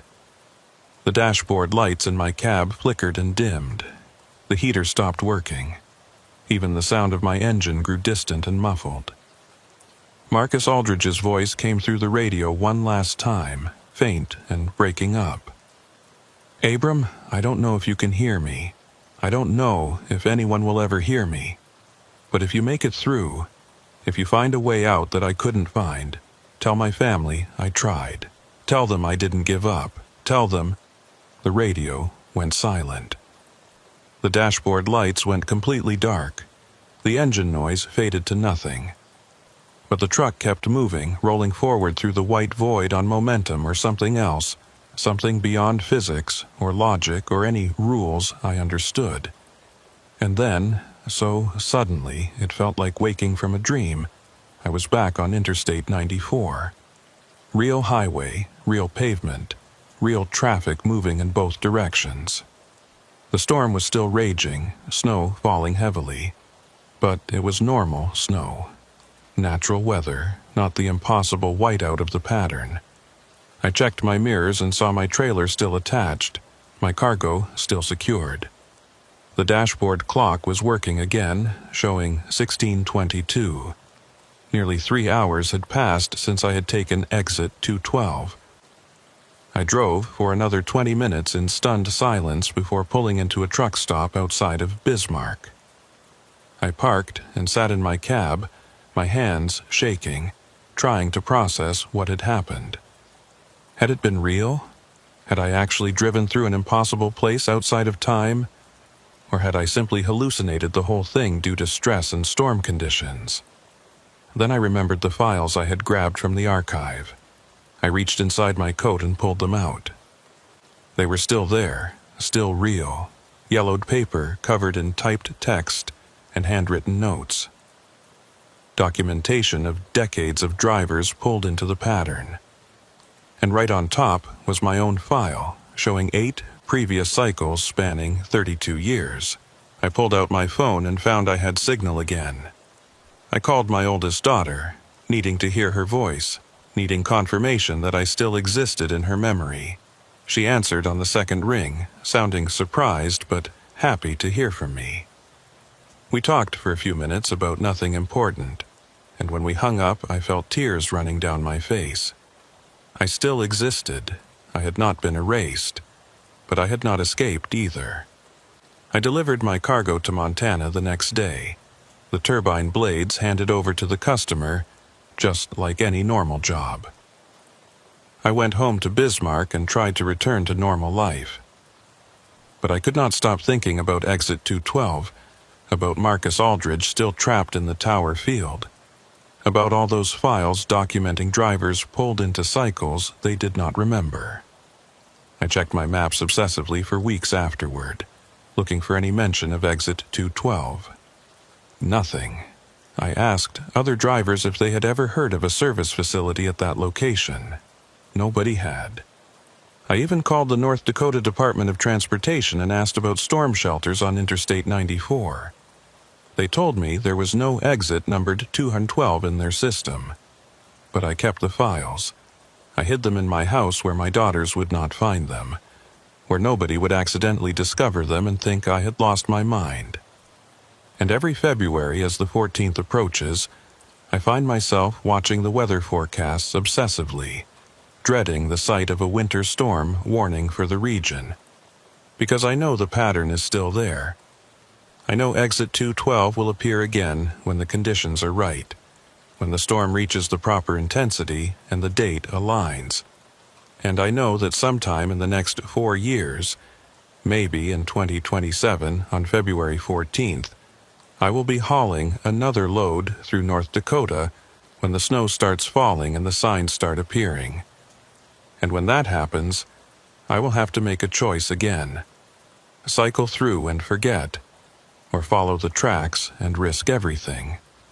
The worst part is not knowing which choice I will make. The worst part is knowing that I have apparently made the choice 8 times before, and I cannot remember any of them. How many versions of me are out there right now, driving through the Tower field, installing turbine blades, searching for exits that might not exist? Last week, I got a new assignment from my dispatcher. A load of wind turbine components, pickup in Jamestown, delivery in Glendive. The exact same route I was running when this all started. I told her I could not take it, made up an excuse about prior commitments, but the assignment is still sitting in my queue, waiting for me to accept it. And February is coming. The calendar on my wall shows it creeping closer, day by day. The weather forecasters are already talking about a major winter storm system developing over the northern plains. They say it should reach peak intensity around the middle of the month. I have been driving big rigs for 17 years, and I thought I knew every stretch of Interstate 94 through North Dakota like the back of my hand. But now I know there are roads within roads, exits that appear and disappear, places where the pattern pulls you in and never fully lets you go. Sometimes, late at night, I tune my CB radio to channel 19 and listen to the chatter. Normal trucker conversation, traffic reports, weather updates. But every once in a while I hear something else. A fragment of that same formal language. Someone giving coordinates that do not match any map. A voice calling out instructions for assembly operations at tower locations that should not exist. And sometimes, very rarely, I hear Marcus Aldridge's voice, still out there somewhere in the pattern, still trying to warn other drivers, still searching for a way out after 12 years or 12 hours, or forever. I should destroy the files. I should forget everything I saw and experienced. I should accept that I somehow hallucinated the whole thing and move on with my life. But I cannot. Because I know that exit 212 is real. I know the pattern is waiting. And I know that when February 14th arrives and the storm comes and I see those signs appearing on the highway, I will have to face the same choice again. Maybe this time I will cycle through and forget. Maybe this time I will follow the tracks and reach the edge I could not reach before. Maybe this time I will make the third choice, the one that leads beyond both the pattern and the archive, into whatever unknown territory exists past the limit of the impossible road. Or maybe I will just keep driving back and forth through the same 4-year cycle forever, delivering cargo to places that should not exist, building towers that reach toward skies that exist outside of time. I have been hauling freight through Minnesota's Iron Range for 6 years now, and I can tell you with absolute certainty that there is no lonelier stretch of highway in America than those mining roads in the dead of winter. Most people think of Minnesota and picture the Twin Cities, or maybe Duluth, but up here in the far northeast corner of the state, you are in a different world entirely.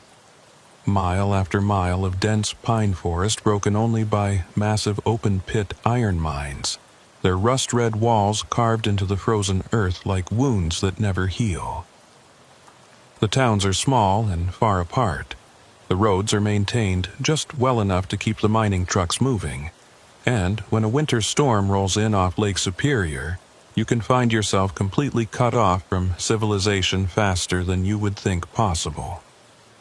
My name is Nolan Priest, and I drive for Mesa B Freight out of Virginia, Minnesota. Not the state, the town. It is a small place built on iron mining, population maybe 8,000 on a good day, and it sits right in the heart of the Iron Range. The company I work for specializes in hauling equipment and supplies to the active mines scattered throughout the region. Heavy machinery parts, drilling components, industrial chemicals, the kind of cargo that keeps the mines operational and the local economy from collapsing completely.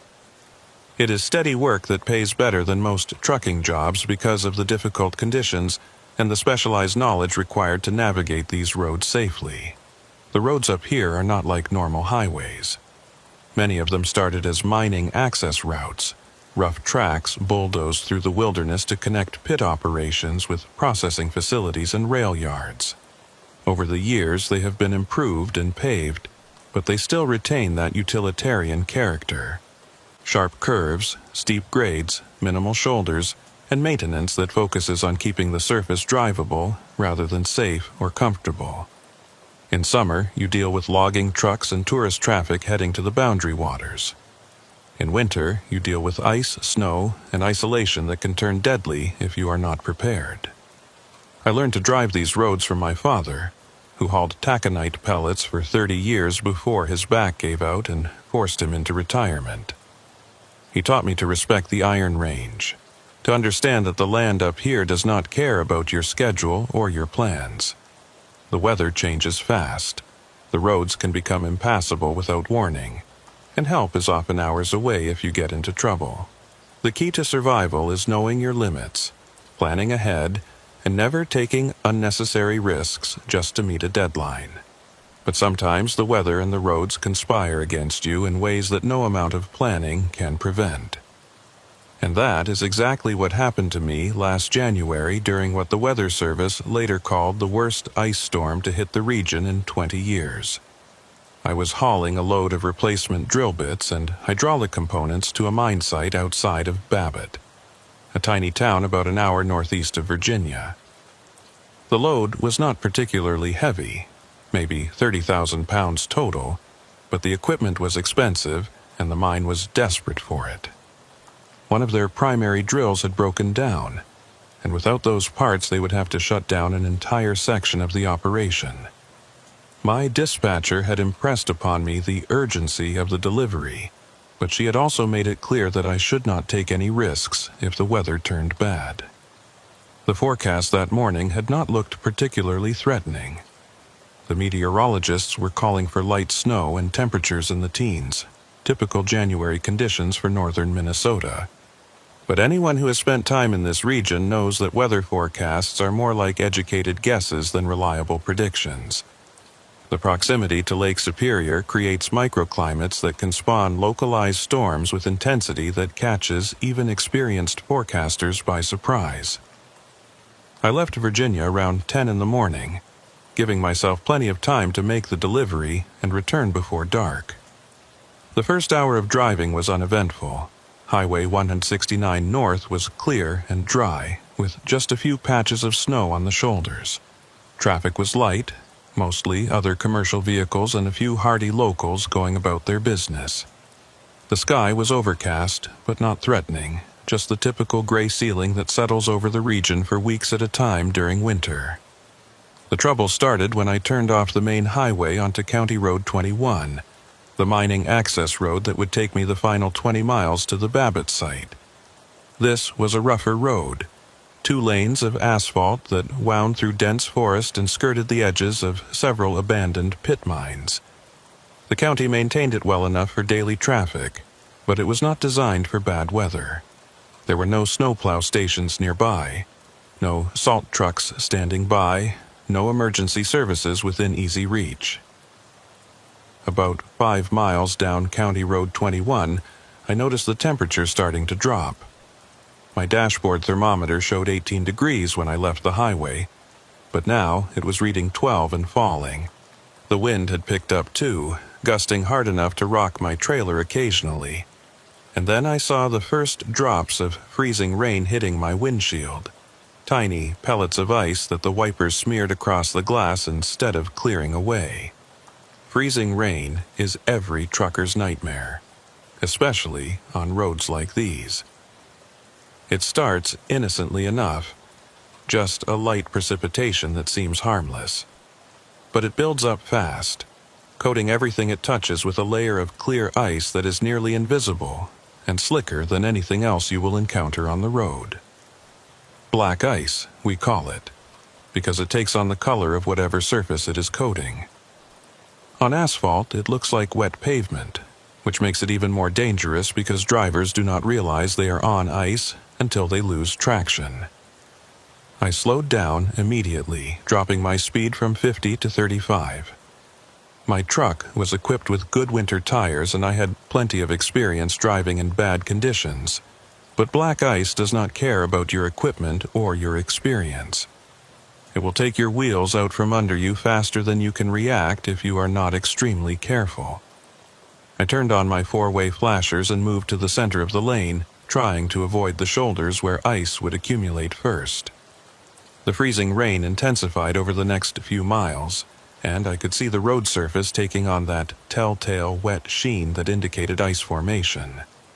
My tires were starting to slip occasionally, that subtle loss of grip that tells you the road is getting dangerous. I was still 20 miles from the mine site, and maybe 15 miles from the last place where I had cell phone coverage. The smart decision would be to find somewhere to pull over and wait out the storm, but there was nowhere to pull over on this narrow road that would not put me at risk of being hit by another vehicle. I grabbed my CB radio and tried to raise anyone in the area, hoping to get a report on road conditions ahead. Channel 19 was mostly static, which was normal for this remote region. I switched to Channel 9, the emergency channel, and called out my position and situation. No response. I tried several other channels with the same result. Either there was no one within range, or the weather was interfering with radio transmission. Either way, I was on my own. The road ahead curved sharply to the left, following the edge of what looked like an old pit mine. The drop-off on the right side was probably 100 feet or more, straight down to the frozen bottom of the excavation. There were guardrails, but they looked old and poorly maintained, more rust than steel.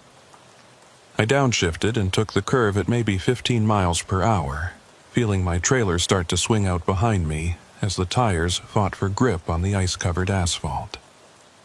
I made it through the curve and let out a breath I had not realized I was holding. But my relief was short-lived. The road ahead was getting worse, the ice buildup clearly visible now as a glossy coating that reflected my headlights. And my fuel gauge was starting to concern me. I had left Virginia with 3/4 of a tank, which should have been plenty for a round trip with a comfortable margin. But the slow speeds and difficult driving conditions were burning fuel faster than normal, and the gauge was now showing just under half a tank. That was when I started thinking about the old way station. Every driver who hauled freight through the Iron Range knew about it, though most of us had never actually seen it. According to the stories, there had been a DOT inspection facility somewhere along this stretch of County Road 21, built back in the 70s or 80s when the mines were running at full capacity and truck traffic was heavy enough to justify the expense. But the station had been closed for years, supposedly decommissioned when the mining industry declined and the volume of commercial traffic dropped below the level needed to support a full-time inspection facility.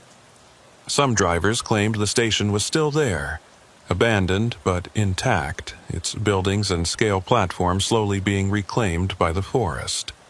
Others said it had been demolished years ago, and nothing remained but a concrete pad and some rusted fence posts. A few drivers, usually the ones with too many hours on the road and too much time alone with their thoughts, told stranger stories about the way station. They said lights could still be seen there sometimes at night, and that the radio equipment still broadcast on old frequencies, monitoring channels that had been officially retired decades ago. I had always dismissed those stories as truck driver folklore, the kind of tall tales that get embellished and exaggerated with each retelling. But as the ice storm continued to worsen and my fuel gauge continued to drop, the idea of finding that abandoned way station suddenly seemed less like foolishness and more like potential salvation. If the buildings were still standing, they would offer shelter from the storm. If the scale platform was intact, it would provide a safe place to park off the road. And if by some miracle there was any operational equipment left, it might include emergency supplies or communication gear. I kept my eyes open for any indication of where the station might be located. The problem was that I had never seen it myself, and the directions I had heard over the years were vague at best. Some drivers said it was about 10 miles up County Road 21 from the highway. Others claimed it was 15 or even 20 miles. One old-timer had told me it was located just past the third abandoned pit mine, but I had already passed at least 4 abandoned pits, and I was not certain which ones counted in his numbering system. The freezing rain was coming down harder now, and my wipers were struggling to keep the windshield clear. Ice was building up on the wiper blades themselves, reducing their effectiveness with each pass. I could see ice forming on my mirrors and on the front of my trailer, a clear indication that everything out here was getting coated with the same slick surface. My speed had dropped to 20 miles per hour, and even at that crawl I could feel the truck wanting to slide on every slight curve and grade change. That was when I saw the sign. It was old and weathered, barely visible through the freezing rain, but I caught it in my headlights as I crept around another curve. A metal sign mounted on a rusted post, the kind of official Diot signage that had not been used in at least 20 years. I could not read all the text, but I made out enough words to understand what it was indicating. Way station, 2 miles, all commercial vehicles. My heart rate picked up. The sign was ancient and probably long outdated, but it was the first concrete evidence I had seen that the old way station was real, and not just driver mythology. 2 miles ahead, somewhere off this increasingly dangerous road, there might be shelter and a safe place to wait out the storm. I just had to make it that far without sliding off into one of those abandoned pit mines. The next 2 miles were the longest of my life. The road conditions continued to deteriorate, and I was now crawling along at barely 10 miles per hour, my transmission in the lowest gear, my tires hunting for any scrap of traction they could find. The forest on either side of the road had become a blur of gray and white, tree trunks disappearing into the freezing rain and low clouds that had descended to ground level. Visibility was down to maybe 50 feet ahead of my truck, and I was navigating as much by instinct and memory as by what I could actually see. I almost missed the entrance when it appeared on my right. It was not marked by any signs or lights, just a gap in the trees, and what looked like a snow-covered access road leading away from the main highway. I hit my brakes gently, feeling the truck start to slide immediately on the ice.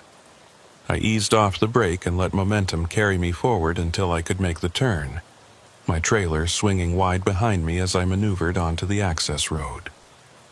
The road surface here was even worse than on County Road 21. It had not been maintained in years, and the asphalt was broken and potholed beneath the ice and snow. My truck bounced and lurched over the uneven surface, the heavy load in my trailer shifting slightly despite the chains and straps holding it down. I had committed to this turn now, and there was no going back. The access road was too narrow to turn around, and backing out onto County Road 21 in these conditions would be suicidal. The way station appeared through the freezing rain like something from a dream, or a memory I was not sure I had actually experienced. There were 3 buildings arranged around a concrete scale platform, all of them constructed in that utilitarian style common to government facilities from the 70s and 80s. Cinder block walls painted a faded yellow, flat roofs covered with decades of weathering, small windows that might have had glass in them once, but now showed only darkness. But what caught my attention immediately was that the buildings looked functional. Not well maintained, not modern, but operational in a way that made no sense for a facility that had supposedly been abandoned for years. There were lights on inside at least one of the structures, a faint glow visible through the grimy windows. The parking area around the scale platform had been plowed at some point, though not recently, leaving a surface that was snow-covered but relatively level and free of the deep drifts that would have accumulated over years of abandonment. Most striking of all was the equipment. I could see a generator housing attached to the main building, and I could hear the low rumble of a diesel engine running. Someone was here, or at least someone had been here recently enough to leave the generator operational. The thought of finding help, shelter, and maybe even a way to communicate with my dispatcher or the mine site filled me with relief. I maneuvered my truck into the parking area and found a spot where I could park safely away from the scale platform. I set my parking brake and left the engine running, not wanting to risk it not restarting in these conditions. The ice was still falling, coating everything it touched, and the temperature had dropped to single digits according to my dashboard thermometer. Without shelter and heat, I would not last long out here. I grabbed my heavy coat, my flashlight, and my CB radio handset, then climbed down from the cab into the storm. The wind hit me immediately, driving ice pellets into my face with enough force to sting. I pulled my coat collar up and my hat down, then made my way carefully across the icy parking lot toward the main building where I had seen lights. As I got closer, I noticed more details that did not quite add up. There was a coffee cup sitting on the windowsill outside one of the buildings, the kind of disposable paper cup you get at gas stations. It had about an inch of liquid frozen in the bottom, but the cup itself looked relatively fresh, not faded by weeks of sun and weather. Near the entrance to the main building there were boot prints in the snow, not completely filled in yet, but also not fresh enough to have been made in the last hour or two. The door to the main building was unlocked, which was both encouraging and slightly unsettling. I pushed it open and stepped into a small entry area that opened into what looked like a combination office and break room. The heat hit me immediately, a blast of warm air that felt incredible after the freezing conditions outside. The generator I had heard was clearly powering heaters somewhere in the building, maintaining a temperature that was probably around 60 degrees. "Hello?" I called out, my voice echoing slightly in the empty space. "Is anyone here? I'm a commercial driver, got caught in the ice storm, looking for shelter and maybe a phone." No response. I walked further into the building, my boots leaving wet tracks on the linoleum floor. The office area had desks and filing cabinets that looked like they dated from the 80s, covered with a light layer of dust, but not the thick accumulation you would expect from years of abandonment. There was a coffee maker on a counter in the break room area, and when I touched it, I found it was still slightly warm. On one of the desks I found a clipboard with what looked like a vehicle inspection log. The top sheet had entries from earlier today, though the handwriting was difficult to read, and the format was outdated compared to modern DOT paperwork. I picked up the clipboard and examined it more closely, and that was when I felt the first real stirring of unease in my gut. The date on the log sheet was January 15th, but the year was 2003, 20 years ago. And the entries documented the inspection of several commercial vehicles, all with descriptions and license plate numbers written in the same precise handwriting. At the bottom of the sheet, signed in flowing script, was a name: Eldon Rook, Weighmaster. I set the clipboard down and looked around the office with new eyes. Everything here looked like it had been in use recently, but it also looked like it belonged to a different era. The equipment was too old, the paperwork was too outdated, and the whole place had the feel of stepping into a time capsule that someone had accidentally left plugged in and operational. I walked to the window and looked out at my truck, sitting in the parking lot with its engine running and its lights cutting through the freezing rain. It looked solid and real and modern, a stark contrast to the frozen-in-time quality of this way station. And that was when I saw something that made my blood run cold despite the warm air in the building. There was another truck pulling into the parking area. A big rig, similar vintage to mine, hauling what looked like mining equipment. It drove past my truck and pulled up to the scale platform, as if the driver was preparing to go through a standard DOT weigh and inspection process. But that was impossible. This weigh station had been closed for years. There was no one here to conduct inspections, and yet I watched as the driver of that truck climbed down from his cab and walked toward the scale house, a small, separate building adjacent to the platform, as if he was following a routine he had performed dozens or hundreds of times before. I needed to get out there and talk to that driver, to find out what he knew about this place and why he was acting like the weigh station was operational. But as I turned from the window to head for the door, I heard something that stopped me in my tracks. It was a voice, male and authoritative, coming through a radio speaker mounted on the wall. Unit 734, you are cleared for scale inspection. Proceed to platform position 2 and wait for weighmaster authorization. The voice was using call signs and procedures that I recognized from old training manuals. The kind of formal DOT language that had been phased out in favor of more streamlined communication protocols years ago. And the voice itself had a quality that was hard to describe, something slightly wrong or artificial, like a recording that had been played so many times it had lost some essential element of humanity. I walked to the radio equipment and saw that it was old vacuum tube technology, the kind of gear that had not been manufactured since the 70s. But it was operational, lights glowing on the front panel, static hissing from the speaker, and that voice continuing to give instructions to commercial vehicles that I could not see. Unit 734, confirm your cargo manifest and destination. We are showing discrepancies in the weight distribution data. I looked out the window again at the truck on the scale platform. The driver was still there, standing beside his vehicle, but he seemed to be looking around in confusion, as if he was trying to understand where he was or how he had gotten there. And that was when I noticed something that should have been obvious from the start. The truck on the scale platform was not from my era. It was an older model, probably from the late 90s or early 2000s, with styling and equipment that marked it as a vehicle from 2 decades ago. And the driver, even from this distance, had something wrong about his appearance, something faded and uncertain, like a photograph that was slowly losing its color and detail. I was not alone in this weigh station with another driver seeking shelter from the storm. I was sharing this space with something else, some echo or recording or manifestation of the way this place used to function.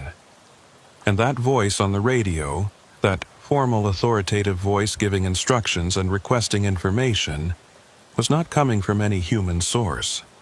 It was coming from the weigh station itself, from whatever remained of its operational protocols and procedures, playing out like a recording that could not stop even after everyone who was supposed to be listening had long since moved on or disappeared. And I had just walked into the middle of it. I stood frozen in that office, watching the scene unfold outside through the grimy window. The driver from the older truck was still standing beside his vehicle on the scale platform, but his movements had become strange and repetitive. He would look down at a clipboard in his hands, then up at the scale house, then down at the clipboard again, following the same pattern over and over like a looped video recording. And each time he completed the cycle, his image seemed to flicker slightly, becoming less solid and more translucent. The voice on the radio continued its monologue, requesting information and giving instructions that the phantom driver could not hear or could not respond to. Unit 734, please confirm cargo weight distribution. We are registering an overload condition on your rear axle assembly. You will need to adjust your load or receive a citation for weight violation. I tore my eyes away from the window and focused on the radio equipment. The vacuum tube panels were glowing with that distinctive amber light, and I could see old-fashioned meters with needles that swung back and forth in rhythm with the voice transmission. There had to be a way to shut this down, to turn off whatever was creating these phantom communications and ghost manifestations. But as I reached for what looked like a power switch, I hesitated. What if turning off the equipment made things worse? What if the radio transmission was not causing the phenomenon but somehow containing it, keeping it limited to this building and this immediate area? I pulled my hand back and decided to leave the equipment running until I better understood what I was dealing with. Instead, I turned my attention to the filing cabinets that lined one wall of the office. If this place had been operational up through 2003 or beyond, there should be records that could tell me what happened here, why it was abandoned, and maybe explain the strange things I was witnessing. I pulled open the nearest drawer and found it stuffed with folders, each one labeled with a date range and containing what looked like inspection reports and weight certificates. I flipped through several folders, looking for anything recent or any indication of when the facility had ceased normal operations. Most of the records were routine, documenting commercial vehicles passing through the weigh station, their cargo verified, their weight checked against permits, all the standard DOT procedures. But as I worked my way through the files, I started noticing patterns that troubled me. There were gaps in the records, not random gaps, but systematic ones that occurred at regular intervals. Every fourth year, starting in 1979, there would be a period of about 2 weeks in January where the inspection logs would show unusual activity. More vehicles than normal passing through, weight discrepancies that could not be explained, and notations in the margins written in different handwriting that seemed to indicate confusion or concern among the staff. I pulled out a folder labeled January 1991 and found a thick stack of reports marked with red stamps saying, "Anomaly, requires review." The inspection logs from that month showed dozens of vehicles that had been weighed and processed, but when I looked closely at the details, nothing made sense. The same license plate numbers appeared on multiple days, sometimes on the same day at different times. Vehicle descriptions did not match the makes and models listed, and cargo weights varied wildly for trucks that were supposedly hauling the same loads through multiple inspections. At the bottom of the 91 folder, I found a handwritten memo on official DOT letterhead. The handwriting was shaky and difficult to read, but I could make out the gist of it. To Regional Supervisor DOT District 4, from Eldon Rook, Weighmaster Station 47. Date, January 23, 1991. Sir, I am formally requesting an investigation into the irregularities that have been occurring at this facility during the past 2 weeks. Equipment malfunctions cannot account for the data we are recording. I have personally witnessed vehicles passing through inspection that I know I inspected days earlier, but the drivers have no memory of previous stops. The scale readings are showing impossible weight variations. And most disturbing, I have seen the same truck with 3 different cargoes in a single afternoon.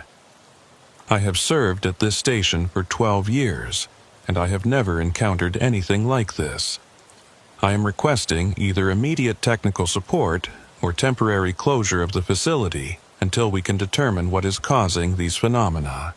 The other staff members are becoming increasingly concerned, and our technician Hetty Larimer has reported equipment behavior that she cannot explain with normal mechanical or electrical failures. I await your response and guidance on how to proceed. The memo was signed in that same flowing script I had seen on the clipboard, Eldon Rook's signature clear and official. but there was no indication of what response, if any, he had received from his supervisors. I checked the subsequent folders looking for follow-up documentation, but the next file was labeled February 91 and showed a return to normal operations with no mention of the January anomalies. I pulled out more folders, jumping ahead 4 years at a time to see if the pattern continued. January 1995, same thing. Reports of irregularities, confused drivers, impossible weight readings, vehicles appearing multiple times. January 1999, even more documentation of strange occurrences, with additional memos from Eldon Rook requesting help and expressing growing alarm at what he was witnessing. And then January 2003, the last year with any substantial records in the filing cabinet. The 2003 folder was different from the others. It contained the usual inspection logs and weight certificates, but it also contained incident reports, what looked like internal investigation documents, and a series of photographs that had been paper-clipped to a manila envelope marked Evidence, Do Not Remove. I opened the envelope carefully and spread the photographs on the desk. They had been taken inside and around the weigh station, showing various pieces of equipment, the scale platform, the interior of the buildings. But what caught my attention were the photographs showing the parking area and access road. In several of them, I could see trucks that appeared to be semi-transparent, ghost images captured on film alongside solid, normal-looking vehicles. In one particularly disturbing photograph, I could see 3 different versions of what appeared to be the same truck occupying the same space, like a triple exposure but with slightly different positions and orientations. Underneath the photographs was a final report, typed on official DOT stationery and signed by someone named Hetty Larimer, station technician. The report was dated January 17, 2003, and the tone was professional, but carried an undercurrent of fear. Equipment Analysis Report, Weigh Station 47, submitted by Hetty Larimer, Senior Technician, Nate, January 17, 2003. After 2 weeks of continuous monitoring and testing, I have been unable to identify any conventional mechanical or electrical cause for the anomalies occurring at this facility. The scale equipment is functioning within normal parameters when tested with calibrated weights. The radio transmission equipment passes all diagnostic checks. The generator and power systems show no irregularities. However, the phenomena continue. Vehicles are being recorded by our automated systems that do not match visual observations.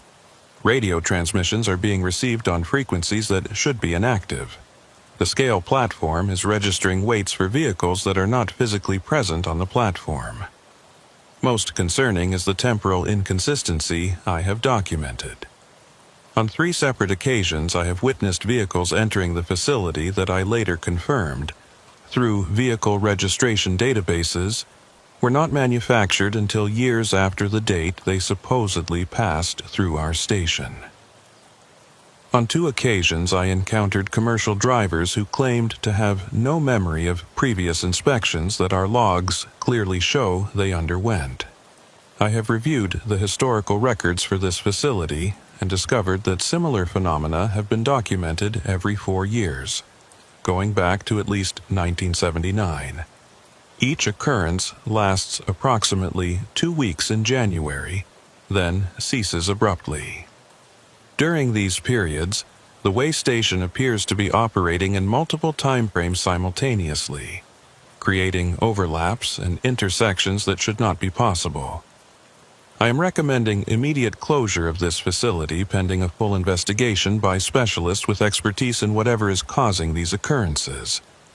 Weighmaster Rook concurs with this recommendation.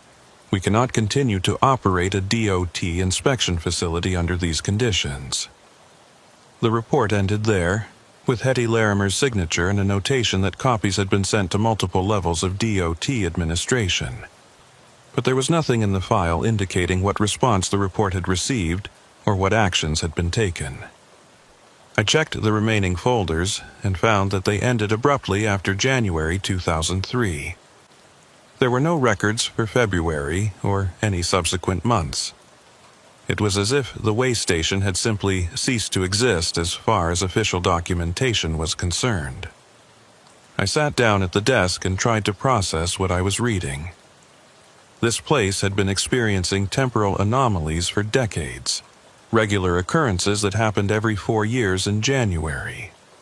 Vehicles from different time periods appearing simultaneously, drivers with no memory of previous visits, equipment that recorded things that had not happened yet or were still happening from events years in the past. And now, here I was, in January of 2024, exactly 21 years after the last documented occurrence. 21 years, not 20, which meant I was not in the middle of a regular 4-year cycle, unless the cycle had continued even after the facility was officially closed. The voice on the radio suddenly changed, interrupting my thoughts. Instead of the formal DOT instructions, I heard something different. A woman's voice, tired and frustrated, speaking in a conversational tone that contrasted sharply with the official transmissions. "Eldon, are you seeing this? I have 3 trucks on the scale right now, but only 1 is showing up on the weight sensors. And I'm getting radio signals from vehicles that aren't even here yet. The frequency analyzer is showing transmissions from next week. This is getting worse." A male voice responded, and I recognized it as the same authoritative tone that had been giving the formal instructions earlier. But now, it sounded more human, less artificial. "I see it, Hetty. Same thing that happened in '99. It starts with the phantom readings. Then we start seeing the actual manifestations. By the end of the week, we'll have trucks from half a dozen different time periods all trying to use the facility at once. We need to shut down," Hetty's voice said. "This isn't safe. What if one of these drivers gets caught in a temporal overlap? What if they get stuck here permanently?" "I've been requesting shutdown authorization for days," Eldon's voice replied. "But the regional office isn't taking it seriously. They think we're reporting equipment malfunctions, not actual temporal phenomena. Until someone with authority shows up and sees this for themselves, we're stuck here trying to manage something that shouldn't be possible." The transmission faded back into static, and I realized I had been listening to a recording, or rather an echo of a conversation that had happened 21 years ago. Hetty Larimer and Eldon Rook, the technician and the weighmaster, discussing the same impossible situation I was witnessing now. They had been trapped here, trying to do their jobs while reality fractured around them, waiting for help that apparently never came. I stood up and walked to the window again. The phantom truck on the scale platform had vanished, but now there were 2 other vehicles in the parking area that I had not seen arrive. One was a flatbed hauling timber, old enough that it could have been from the 80s or 90s. The other was a tanker truck that looked more modern, maybe from the early 2000s. Neither vehicle had drivers visible, and both had that same slightly translucent quality I had noticed before, like images projected onto the physical space rather than solid objects occupying it. My own truck was still there, solid and real, its engine running and its lights cutting through the freezing rain. It looked out of place among these ghost vehicles, too modern and too concrete. And that gave me an idea. If I was witnessing echoes from the past, vehicles and events that had happened years ago but were somehow bleeding through into the present, then maybe my presence here was creating an echo that would bleed through into another time. Maybe someone in 2003 or 1999 or 91 could see my truck the same way I was seeing theirs. I grabbed my CB radio handset, the one I had brought in from my truck, and keyed it. "This is Nolan Priest, Misabi Freight, broadcasting on Channel 19. If anyone can hear this, I'm at the old way station on County Road 21. I'm caught in an ice storm and I need information about this facility. Does anyone copy?" Static was the only response at first, But then I heard something that made my skin crawl. My own voice, but distant and distorted, saying the exact same words I had just spoken. It was like hearing an echo, but one that was delayed by seconds rather than milliseconds. And underneath my repeated message, I could hear other voices, dozens of them, all broadcasting on the same channel, all calling for help or information, all trapped in this same location at different points in time. I released the transmit button, and the cascade of voices faded, leaving only the normal static of an empty channel. But I knew now with certainty what I was dealing with. This way station was not just abandoned. It was caught in some kind of temporal loop, replaying the same 2-week period every 4 years, pulling in drivers who passed by during those windows and trapping them in overlapping timelines that should not be able to coexist. The question was whether I could leave. My truck was still running, still functional, still connected to my present-day reality. But if I drove away from here, would I return to normal January 2024 conditions on County Road 21?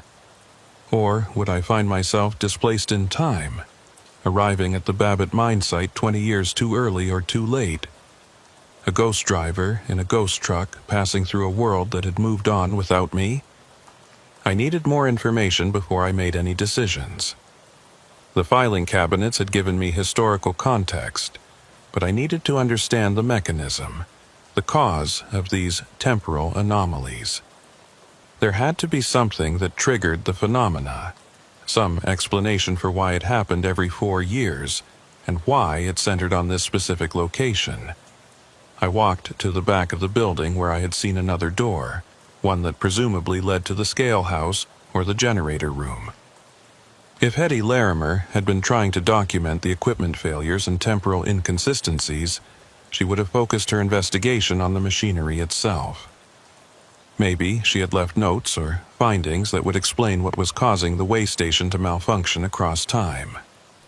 The door opened into a maintenance area filled with electrical panels, tool benches, and spare parts. Everything was covered with dust except for one corner of the room where a workbench had been cleared and covered with papers, diagrams, and what looked like technical specifications. I walked over and examined the materials, recognizing Hetty Larimer's name on several of the documents. What I found there was both fascinating and terrifying. Hetty had not just been documenting equipment failures. She had been trying to understand the fundamental nature of what was happening at the way station. Her notes were filled with references to temporal mechanics, quantum uncertainty, and something she called chronological resonance. She had been theorizing that the way station itself, through some combination of its electronic equipment and its physical location, had become a kind of temporal anchor point, a place where different time periods could overlap and intersect.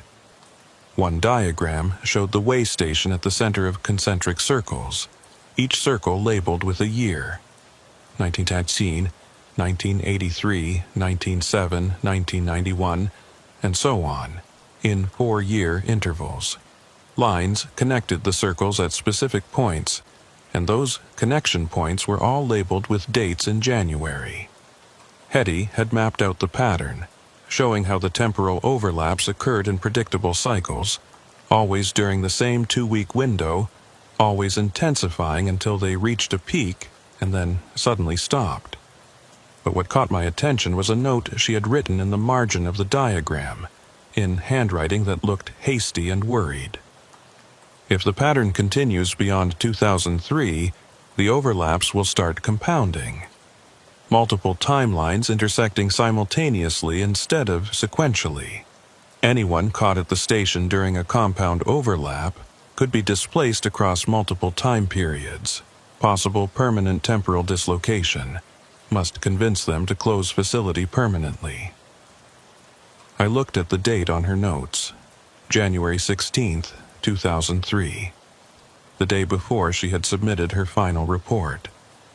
And based on what I was experiencing now, her warning had either been ignored or the facility had been closed too late to prevent the pattern from continuing. The temporal resonance she had identified had not stopped just because the way station was officially decommissioned. It had kept building, kept cycling through its 4-year pattern, and now in 2024 I was caught in what might be one of those compound overlaps she had feared. The lights in the maintenance room flickered, and I heard the generator outside change pitch. The steady rumble became uneven, surging and fading in a pattern that did not sound like normal mechanical operation. I walked to the small window that looked out toward the generator housing and saw something that defied rational explanation. The generator was there, solid and functional, producing the power that lit the building and ran the heaters.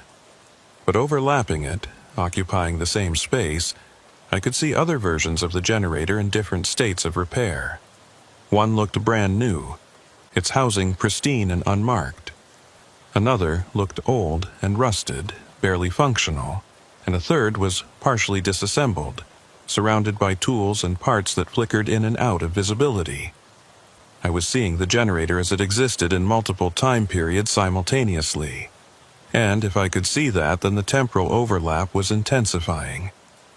The compound effect Hetty Larimer had warned about was happening right now, pulling together not just 2 or 3 time periods, but potentially decades worth of overlapping realities. I needed to get back to my truck and make a decision about whether to stay or try to leave. But as I turned to head for the exit, the radio in the main office crackled to life again with a transmission that stopped me cold. It was Hetty Larimer's voice, but not the recorded conversation I had heard earlier. This was a direct transmission, speaking in real time, or at least what passed for real time in this fractured temporal space. This is Hetty Larimer, station technician. If anyone is receiving this transmission, please respond. I am trapped in the maintenance bay. The temporal overlap has locked the doors and I cannot get out. The date here is January 17th, 2003. But I can see through the windows that it is not 2003 outside. I can see vehicles from different years. I can see the parking area as it looks in multiple time periods. Something has gone wrong with the containment. I grabbed the CB radio handset from the main office and responded without thinking. Hetty, this is Nolan Priest. I'm at the way station right now. The year is 2024. I can hear you. Where exactly are you? Static filled the radio for a long moment, and then her voice came back, tinged with confusion and hope. 2024. That is 21 years from my present. You are receiving this transmission across 2 decades of temporal displacement. How is that possible? I don't know, I admitted. But I'm looking at your notes right now. The diagrams you made showing the temporal pattern. You were right about everything. The compound overlaps, the intensification, all of it. It is happening now. Then you need to leave immediately, Hetty's voice said urgently. If you're experiencing a compound overlap, this entire facility is becoming temporally unstable. You could be displaced to any time period within the resonance pattern. You might never make it back to your own present. What about you? I asked. If you're trapped in 2003 and I'm here in 2024, can I help you get out? There was a long pause before she responded. I don't think so. If I'm speaking to you across 21 years, then I might already be beyond help. Time is not moving the same way for me as it is for you. I might be experiencing hours while you experience minutes, or vice versa. We might be trapped in different reference frames that never quite sync up. The implications of that were staggering and horrifying.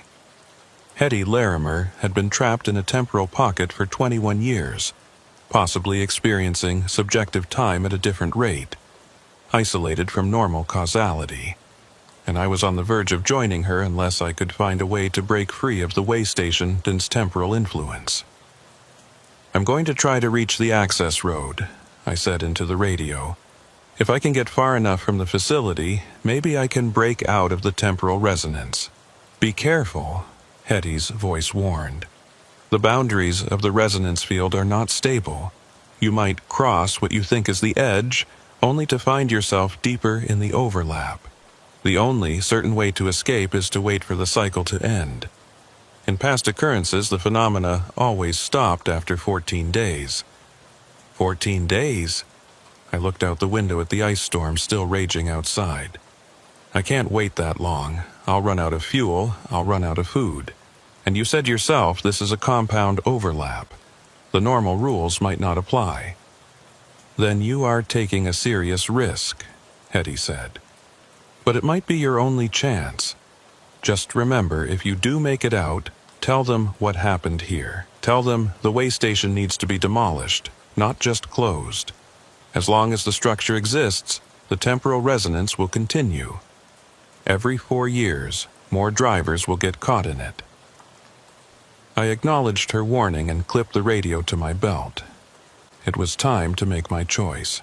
Stay here in the relative safety of the heated building and risk becoming permanently displaced across time, or make a run for my truck and hope I could drive far enough to escape the resonance field before the compound overlap trapped me completely.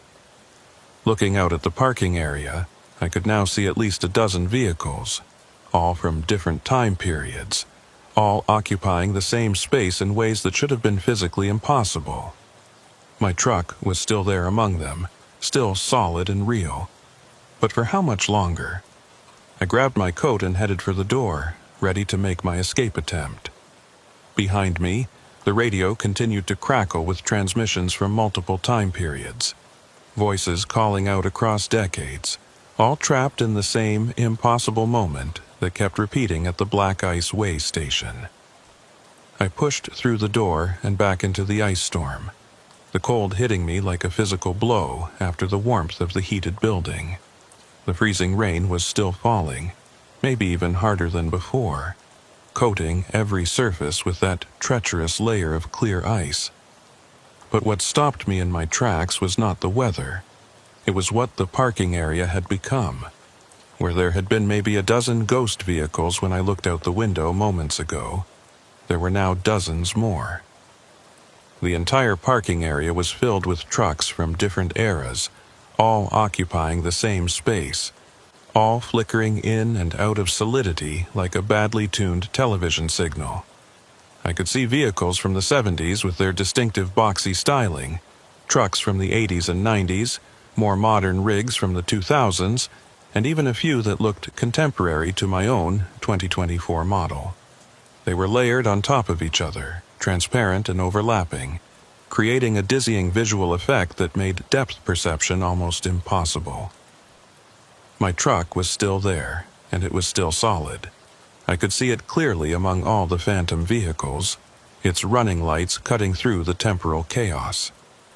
But the path to reach it was now crowded with obstacles that might or might not be physically present. I had no way of knowing which ghost trucks I could walk through, and which ones had enough temporal solidity to block my path, or worse, trap me inside their displaced time frames if I made contact. I started walking carefully across the parking lot, testing each step before committing my full weight. The ice beneath my feet was real enough, slick and treacherous, but the vehicles around me shifted and changed with each step I took. A flatbed hauling lumber would appear solid directly in front of me, forcing me to change direction, then fade to transparency as I approached, revealing a completely different truck behind it. Halfway to my own vehicle, I heard engines starting, not the sound of one or two trucks, but dozens of them, all firing up simultaneously in a cacophony that hurt my ears.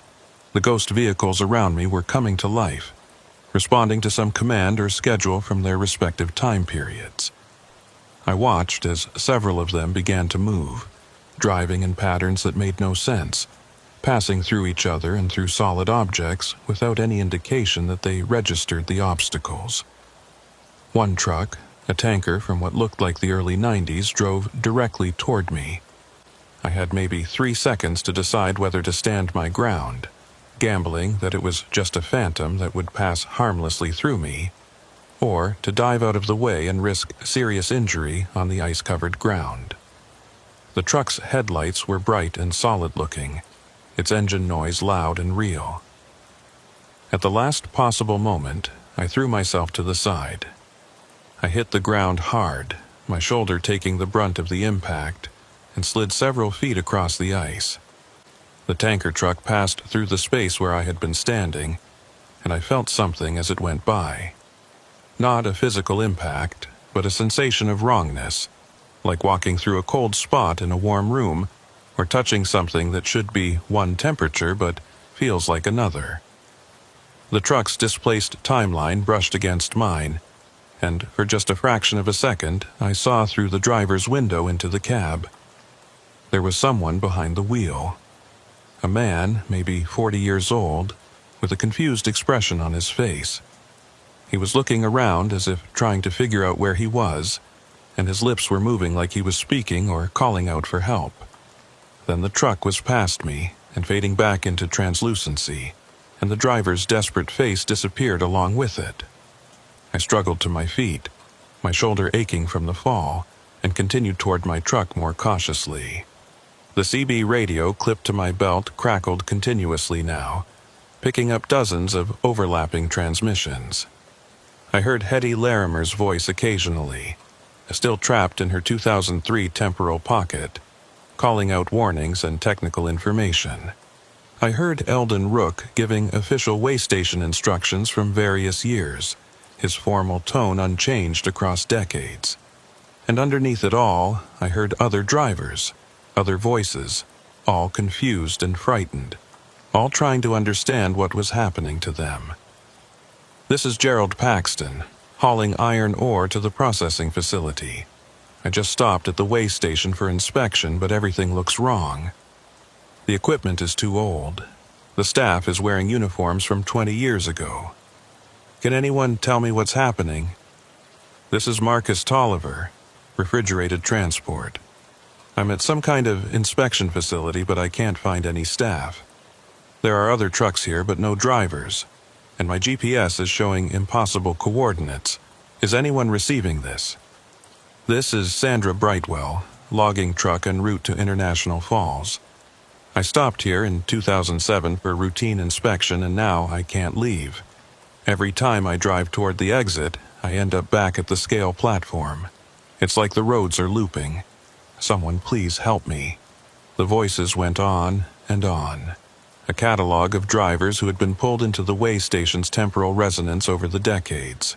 Some of them sounded recent, their confusion fresh and immediate. Others sounded distant and hollow, as if they were calling out across vast expanses of time that had stretched and distorted their voices beyond recognition. All of them were trapped, caught in the same impossible situation that I was now fighting to escape. I reached my truck and grabbed the door handle, feeling the solid metal beneath my gloved hand. This was real. This was my present, my timeline, my vehicle. I pulled the door open and climbed into the cab, grateful for the familiar surroundings and the steady rumble of my own engine. Inside the cab, the temporal chaos outside seemed slightly muted, as if my truck's physical integrity created a small bubble of normal causality. I checked my fuel gauge and felt my stomach drop. It showed less than a quarter tank now, which was impossible. I had been idling for maybe an hour, which should have consumed only a small fraction of my fuel supply. But somehow, I had burned through more than half a tank. Time might be fractured outside, but it was apparently running at different rates in different places, and my fuel consumption was responding to some accelerated timeline that did not match my subjective experience. I grabbed my CB microphone and tried one more time to raise someone, anyone, from my own time period. This is Nolan Priest, Masabi Freight, broadcasting from the old way station on County Road 21. I'm experiencing severe temporal anomalies and attempting to evacuate the area. If anyone from 2024 can hear this, please respond. Static and overlapping ghost voices were the only response. I was cut off from my present, surrounded by echoes from the past and possibly the future. But I still had my truck. I still had fuel, and I still had a chance to drive out of this temporal trap before it claimed me permanently. I put the truck in gear and started moving, navigating carefully through the maze of phantom vehicles that crowded the parking area. Several times I had to stop and wait as ghost trucks drove across my path, their displaced forms passing through my vehicle with that same cold, wrong sensation I had felt when the tanker nearly hit me. Each time it happened, I felt a pull, like something was trying to drag me out of my timeline and into theirs. The access road leading back to County Road 21 should have been directly ahead, a clear path out of the facility, but as I drove toward where I knew the exit was located, the landscape seemed to shift and change. The tree line moved, the buildings rearranged themselves, and the road I was following curved in directions that did not match my memory. I was experiencing what Sandra Brightwell had described, the way station's temporal resonance creating loops and distortions in physical space that made escape impossible. I tried a different approach, turning right instead of left, following what looked like a service road that ran behind the maintenance building. This path was narrower and less maintained, but it seemed to lead away from the main facility. I followed it for maybe 200 yards, my truck bouncing over rough ground, and then I saw something that made me slam on the brakes. There was another truck ahead of me, parked perpendicular across the service road, completely blocking my path. It was an older model, probably from the late 80s, and it looked solid enough to be physically present rather than a temporal ghost. As I sat there with my engine idling, trying to decide whether to attempt going around it or backing up and finding another route, I saw movement in the other truck's cab. Someone was in there. A driver slumped over the steering wheel, not moving. I could not tell if they were unconscious, sleeping, or worse. But they were the first apparently solid human being I had seen since arriving at this facility besides the phantom manifestations from other time periods. I grabbed my flashlight, left my engine running, and climbed down from my cab. The freezing rain had not let up, and the ice coating everything was now at least a quarter-inch thick. I made my way carefully to the other truck and knocked on the driver's side window. No response. I knocked harder and called out, "Hey, are you okay in there? Can you hear me?" The figure behind the wheel stirred slightly, and I felt a wave of relief that they were alive. I tried the door handle and found it unlocked. The door opened with the creak of frozen metal, and I shone my flashlight into the cab. The driver was a man, probably in his 50s, wearing a heavy winter coat and a knit cap. His eyes were closed and his skin was pale, but I could see his chest rising and falling with shallow breaths. He was alive, but clearly in distress, possibly hypothermic despite his warm clothing. "Sir, can you hear me? My name is Nolan Priest. I'm a truck driver like you. We need to get you warmed up and figure out how to get out of here." The man's eyes flickered open, focusing on me with difficulty. When he spoke, his voice was weak and confused. "What year is it?" The question caught me off guard. "It's 2024, January 15th. What's your name?" "Vincent," he said slowly. "Vincent Garrick. I drive for Arrowhead Transport out of Duluth. But it can't be 2024. I just stopped here yesterday for a weigh inspection. It was January 8th, 1999. My blood went cold. This man thought it was 99. He had been trapped here for 25 years, or at least caught in a temporal displacement that made him believe it was still 1999. I had no idea how long he had actually been here in his subjective experience. But based on his condition, it could not have been more than a day or two. Time was running at different rates for different people caught in the way station's resonance. "Vincent, you've been temporally displaced. The year really is 2024. This facility has been causing temporal anomalies for decades, trapping drivers in different time frames. I'm trying to get out of here, and you need to come with me." He looked at me with eyes that were struggling to focus. "Temporally displaced? That doesn't make any sense. I just stopped for an inspection. Eldon Rook was the weighmaster on duty. He told me to park here while he checked my cargo manifest. I was only supposed to wait a few minutes. "How long have you been waiting?" I asked, though I was afraid of the answer. Vincent thought about it, his face scrunching with the effort of concentration. "I'm not sure. My watch stopped working. My phone died. I tried to start my truck and leave, but the engine wouldn't turn over. I've been sitting here trying to stay warm, waiting for someone to come help me. How long has it been?" I did not know how to answer that question. For Vincent, subjectively, it might have been hours or days. But objectively, according to the calendar, he had been missing for a quarter century. His family would have long since given up hope of finding him. He would have been declared dead, his affairs settled, his life moved on without him. And now here he was, barely aged, displaced from 99 into 2024 by forces neither of us understood. "We need to go," I said, helping him out of his cab. "My truck is still running. If we can get far enough from the facility, maybe we can break out of the temporal resonance field."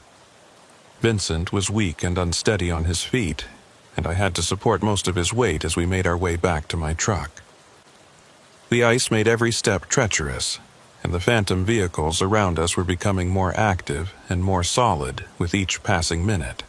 I could feel the temporal chaos intensifying, the boundaries between different time frames dissolving as Hetty Larimer's feared compound overlap reached its peak. We were almost back to my truck when the CB radio on my belt erupted with a transmission that was louder and clearer than anything I had heard before. It was Hetty Larimer's voice, but filled with urgency and fear. "To anyone receiving this transmission, the temporal resonance has reached critical levels. I'm reading intersections from at least 15 different time periods, all converging on this location simultaneously. The compound overlap is causing the resonance field to expand. It's no longer contained to just the way station facility. The effect is spreading outward along County Road 21. Anyone within 5 miles of this location is now at risk of temporal displacement." 5 miles? That meant even if I got back on the county road, I might still be within the resonance field. The temporal trap was growing, reaching out to catch more drivers, more vehicles, more lives to add to its collection of displaced souls. I got Vincent into my passenger seat and ran around to the driver's side. As I climbed into the cab, I saw something through my windshield that made my heart sink. The access road ahead was no longer clear. Where there had been forest and open ground, there was now a solid wall of overlapping structures. I could see multiple versions of the way station buildings occupying the same space, flickering between different states of construction and repair. The facility was multiplying across its own timeline, creating physical barriers from temporal echoes. "We're trapped," Vincent said quietly, stating the obvious. "There's no way out." I refused to accept that. I put my truck in reverse and started backing up, trying to find another route. But everywhere I looked, the temporal chaos was closing in. The parking area that had been clear behind me was now filled with dozens of solid-looking vehicles, all jockeying for position, all trying to navigate through the same impossible space. That was when my CB radio crackled again with a different voice. Male, authoritative, and speaking with calm certainty. "Nolan Priest, this is Eldon Rook. I know you can hear me across the temporal displacement. I need you to listen carefully to what I'm about to tell you." I grabbed the microphone with shaking hands. "Rook, I'm here. I found your reports, your memos. You tried to warn them about this place. Why didn't they shut it down?" "Because they didn't believe it was possible," Eldon's voice replied. "By the time they took the warning seriously, it was too late. The temporal resonance had established itself too firmly. Closing the facility didn't stop the effect. It just removed the human oversight that might have contained it. Can you tell me how to get out of here? There has to be a way to break free of the resonance field." There was a long pause before Eldon responded, And when he did, his voice carried a weight of sadness and resignation. "There are two ways out, Mr. Priest. The first is to wait for the cycle to complete. In approximately 72 hours, the resonance will fade and return to dormancy for another 4 years. Anyone still present at that time will be released back to their original timeline. 72 hours? I don't have enough fuel to run my engine that long. And what about Vincent Garrick? He's been here since 1999. If he gets released back to his original timeline, he'll still be trapped in the past." "That's correct," Eldon said. "Temporal displacement is not reversible through the natural cycle completion. Those who have been displaced across years will remain displaced when the resonance fades. The second way out is more dangerous, but offers the possibility of returning to your correct timeline. What is it? The temporal resonance emanates from a specific point source within the facility. Hetty Larimer identified it during her final investigation in 2003. It's located in the basement level of the main building, in what used to be the electrical substation. If you can reach that location and disrupt the source, you might be able to collapse the resonance field entirely." Might? I did not like the uncertainty in that word. "The resonance has been building for over 40 years, Eldon explained. Collapsing it suddenly could cause a temporal shockwave that would affect everyone caught in the field. You might be returned to your proper timeline. You might be scattered across multiple time frames. Or you might cease to exist entirely, erased from causality as the timeline reorganizes itself without the artificial intersection point." I looked at Vincent slumped in my passenger seat, at the temporal chaos outside my windshield, at my fuel gauge showing less than a quarter tank. 3 terrible options, and I had to choose quickly before the decision was taken away from me. "If I try to disrupt the resonance source," I said into the radio, "what exactly do I need to do?" Hetty Larimer's voice joined the transmission, overlapping with Eldon's. "There's a control panel in the basement substation. It's old technology, vacuum tubes, and analog switches. You need to overload the system, force it to draw more power than it can handle. The resulting feedback should destabilize the temporal resonance. Should, you're not certain." "Nothing about this situation is certain," Hetty said. "I've been trapped in my own temporal pocket for 21 years trying to understand the mathematics of what's happening here. The best I can tell you is that disrupting the source gives you a chance. Waiting out the cycle guarantees nothing except that you'll survive to be caught in the next cycle 4 years from now." I made my decision. Sitting in my truck watching my fuel gauge drop while the temporal chaos intensified around me was not survival. It was just a slower form of being trapped. I had to try to break free, even if the attempt carried risks I could not fully understand. "I'm going to try it," I said. "Vincent, you need to stay in the truck with the engine running. If this works and the resonance collapses, the truck might be pulled back to the correct timeline. If it doesn't work, at least you'll be warm and have a chance when the cycle completes." Vincent looked at me with eyes that were clearing slightly as the warmth of the cab revived him. "What about you?" "I'm going to do what I should have done when I first got here. I'm going to trust that someone knew what they were talking about when they warned this place was dangerous. And I'm going to try to shut it down before it traps anyone else." I grabbed my flashlight, my CB radio, and what little courage I could muster. Then I opened my door and stepped back out into the temporal storm, heading toward the main building and whatever source of impossible power was waiting in its basement. Behind me, Vincent called out one last question.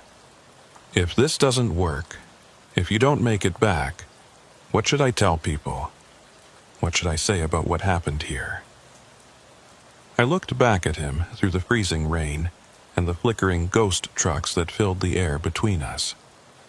Tell them the truth. Tell them that some places remember things they shouldn't. Tell them that time doesn't always move forward in straight lines, and tell them that when the signs say a way station is closed, there's usually a very good reason why. Then I turned and walked toward the building, ready to confront whatever temporal nightmare was waiting in its depths. The journey from my truck to the main building should have taken 30 seconds. It took me nearly 10 minutes, navigating through a landscape that kept rearranging itself with each step. The parking lot expanded and contracted, distances stretching and compressing as different temporal layers fought for dominance over the same physical space. I watched the main building shift between at least 4 different states of repair, flickering from newly constructed to weathered to partially demolished and back again. The phantom vehicles were everywhere now, and many of them had drivers. I could see dozens of truckers sitting in their cabs or standing beside their vehicles, all with that same confused and desperate expression. Some of them looked right at me, their mouths moving as if calling out for help, but no sound reached my ears. They were trapped in their own temporal pockets, experiencing their own versions of this nightmare, unable to interact with anyone outside their specific displaced time frame. I recognized some of the names I had heard on the CB radio. A woman standing beside a refrigerated truck who must have been Sandra Brightwell, trapped since 2007. A younger man leaning against a flatbed hauling iron ore. Probably Gerald Paxton from one of the earlier cycles. And there, near the scale platform, I saw a figure in what looked like a DOT uniform, moving with purpose between vehicles as if conducting inspections that would never be completed. That had to be Eldon Rook himself, or at least a temporal echo of him, still performing his duties decades after the facility had officially closed. I pushed through the front door of the main building and immediately felt the temperature difference. It was not just warm anymore. It was hot, oppressively so. The heaters must have been running at maximum capacity across multiple time frames simultaneously, creating a compound effect that made the interior feel like a furnace. Sweat broke out on my forehead within seconds, and I had to unzip my heavy coat to avoid overheating. The office area looked different than it had during my first visit. The furniture was rearranged, or rather, it existed in multiple arrangements at once. I could see 3 different configurations of desks and filing cabinets occupying the same space, flickering between layouts from different years. The coffee maker on the counter was simultaneously full of fresh coffee, empty and unplugged, and completely absent depending on which temporal layer was dominant at any given moment. I found the door leading to the basement stairs without much trouble. It was marked with a faded sign that said electrical, authorized personnel only. And it was the only door in the building that appeared solid and consistent across all the temporal variations. That made sense. If this was where the resonance originated, the source point itself would be the most stable location in the entire facility. The stairs descended into darkness, and my flashlight beam seemed to struggle against shadows that were thicker than normal darkness should be. I could hear sounds from below, a deep thrumming that was part mechanical noise and part something else, something that I felt in my chest as much as heard with my ears. It was the sound of the temporal resonance itself, the physical manifestation of decades of accumulated temporal distortion. The basement was larger than I expected, a single, open space that must have extended under most of the main building. The walls were lined with electrical equipment that looked like it belonged in a museum of industrial history. Massive transformers, circuit breaker panels with huge knife switches, banks of vacuum tubes glowing with that distinctive amber light, and in the center of it all, a control panel that would not have looked out of place in a 1950s science fiction movie. But what dominated the space was the resonance core itself. I had no other word for what I was seeing. It was not a single piece of equipment, but rather a confluence of energy and distorted space that had formed around the electrical substation. The air itself looked wrong there, bent and twisted like heat shimmer, but with colors that should not exist, and geometries that hurt to look at directly. Within that distorted space, I could see fragments of the basement as it appeared in different time periods, all existing simultaneously, all trying to occupy the same location. My CB radio crackled with Hetty Larimer's voice, clearer down here than it had been anywhere else. "Nolan, if you can hear me, you've reached the resonance core. What you're seeing is the accumulated result of 45 years of temporal intersection. Every 4-year cycle adds another layer of distortion. By now, the core has become a fixed point in space-time that exists across multiple decades at once." I keyed my radio. "I'm here, Hetty, but I'm not seeing any obvious way to overload this system. There are too many controls, too many pieces of equipment. I don't know what I'm supposed to do." "Look for the master power distribution panel," she instructed. "It should be on the east wall, a gray metal cabinet about 6 feet tall. Inside are the main circuit breakers for the entire facility. You need to close all of them simultaneously, force the system to draw maximum power from every temporal layer at once." I found the panel she described and pulled it open. Inside were rows of heavy-duty breakers, each one labeled with faded handwriting indicating what circuit it controlled. Most of them were in the off position, which made sense for a facility that had been officially decommissioned, but a few were still engaged, providing power to the generator and the equipment that had been running when I arrived. "Hetty, won't closing all these breakers just restart the facility at full capacity? How does that collapse the resonance?" Her response carried a note of grim determination. "The resonance core is drawing power from multiple time frames. When you close those breakers, you'll be demanding power from every temporal layer simultaneously. The electrical grid can't support that kind of load across time. Something has to give, and when it does, the feedback should destabilize the temporal intersection." "Should," I noted again. "What happens if it doesn't work? Then you'll likely be at ground zero when approximately 45 years' worth of accumulated electrical load discharges all at once. The resulting explosion probably won't kill you because you'll be temporarily displaced before the physical blast wave reaches you. But where or when you'll end up is impossible to predict." I looked at the rows of breakers, at the glowing resonance core beyond them, at the impossible geometries of distorted space-time that filled the basement. I thought about Vincent Garrick sitting in my truck, displaced from 99 and unable to get home to his own time. I thought about Hetty Larimer, trapped in 2003 for 21 years. I thought about all the other drivers whose voices I had heard on the CB radio, all caught in the way station's temporal trap, with no way out except to wait for a cycle that might never fully release them. "I'm doing it," I said. "If this is the only way to break the resonance, then it has to be done." "Nolan, wait." It was Eldon Rook's voice now, joining the transmission. "You need to understand what you're about to do. Collapsing the resonance won't just affect the people currently trapped here. It will affect everyone who has ever been caught in the temporal cycles. All of us exist in a state of quantum uncertainty, our timelines suspended and overlapping. When you collapse that state, causality will have to resolve itself. Some of us might return to our proper places in time. Some of us might never have existed at all. You could be erasing decades of lives and memories." I stood with my hand on the first breaker, considering his words. He was right. I had no way of knowing what collapsing the resonance would do to all the people who had been displaced by it. But I did know what would happen if I did nothing. The resonance would continue to grow, the compound overlaps would intensify, and more drivers would be pulled into this temporal nightmare every 4 years forever.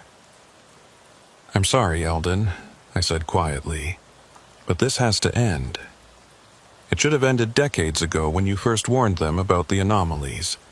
Maybe if I had been in your position, I would have found a different solution. but right now this is the only option I can see.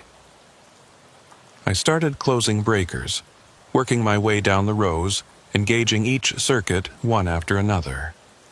With each breaker I closed, I could hear the electrical systems coming to life, humming and buzzing with increasing intensity. The lights in the basement grew brighter. The vacuum tubes glowed hotter, and the thrumming sound from the resonance core increased in volume and pitch. When I closed the fifth breaker, the temporal distortions became visible as more than just bent air. I could see actual cracks forming in reality, dark lines that spread across the basement walls like fractures in glass. Through those cracks, I caught glimpses of the basement as it existed in other time periods. I saw Hetty Larimer working at a diagnostic station in 2003, her face tight with concentration.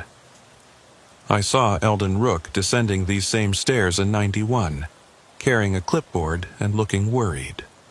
I saw workers in older uniforms from the 70s and 80s, all of them moving through their routines, unaware that they were being observed across decades of separation. The 10th breaker brought a cascade of electrical arcing across the vacuum tube banks. Blue-white lightning jumped between components, and the smell of ozone filled the air. The temperature in the basement spiked even higher, and I could feel my skin beginning to burn from the radiant heat. I kept closing breakers, even though every instinct I had was screaming at me to run, to get out of the basement before the entire system overloaded. Breaker 15 caused the resonance core to pulse violently, expanding outward in a wave of distorted space-time that passed through me like cold water. For just a moment, I experienced temporal displacement directly. I was simultaneously standing in the basement in 2024, climbing down the stairs in 2003, and not present at all in 1979, when the facility was newly constructed. My consciousness existed in all three states at once, and the sensation was so disorienting that I nearly lost my balance and fell. "Nolan, you're almost there!" Hetty's voice came through my radio, distorted and breaking up. "Just a few more breakers. The resonance is destabilizing. I can see the mathematical patterns collapsing." I reached for breaker 18, one of the last large switches in the panel. My hand was shaking from the heat and the temporal distortion, and it took 3 tries to get a solid grip on the handle. When I finally pulled it closed, the entire basement was filled with a sound like reality itself screaming in protest. The resonance core exploded outward, not as a physical blast, but as an expanding wave of temporal energy that swept through everything in its path. I saw the basement walls dissolve into a kaleidoscope of different time periods, all visible at once, all bleeding into each other. I saw myself standing at the breaker panel from a dozen different angles and time periods, each version slightly different, each one making the same choice to close that final switch. And then I saw what was at the center of the resonance core. Not equipment or machinery, but something else, a moment, frozen and repeated endlessly. It was January 15th, 1979, the day the way station had first gone operational. I could see the staff conducting their first vehicle inspection, running their equipment through its initial tests, everything new and functioning exactly as designed. But there had been a solar flare that day, a massive burst of electromagnetic radiation that had struck the Earth's magnetic field at precisely the moment the way station's electrical systems were energized for the first time. The combination of the facility's particular electromagnetic signature and the solar storm's energy had created a temporal resonance that locked that moment into a permanent loop. Every 4 years, when the solar cycle brought conditions similar to that first storm, the resonance would spike, pulling in anything nearby and adding it to the endless repetition of that inaugural day. I closed the last breaker. The effect was instantaneous and catastrophic. Every piece of electrical equipment in the basement overloaded simultaneously, drawing power from every temporal layer at once. The vacuum tubes shattered. The transformers exploded in showers of sparks, and the circuit breakers I had just closed immediately tripped open again, as the system tried desperately to protect itself from impossible electrical loads. But it was too late. The resonance core could not maintain itself against the feedback, and it collapsed inward like a star going supernova in reverse. All the accumulated temporal energy from 45 years of 4-year cycles imploded into a single point, and then exploded outward in a wave of causality correction that swept through the entire facility. I felt myself being pulled in multiple directions at once, my timeline fragmenting and then reassembling as the wave passed through me. For a subjective eternity that probably lasted less than a second, I existed in every time period the way station had ever touched. I saw myself as a child, as a teenager, as a young man learning to drive truck from my father.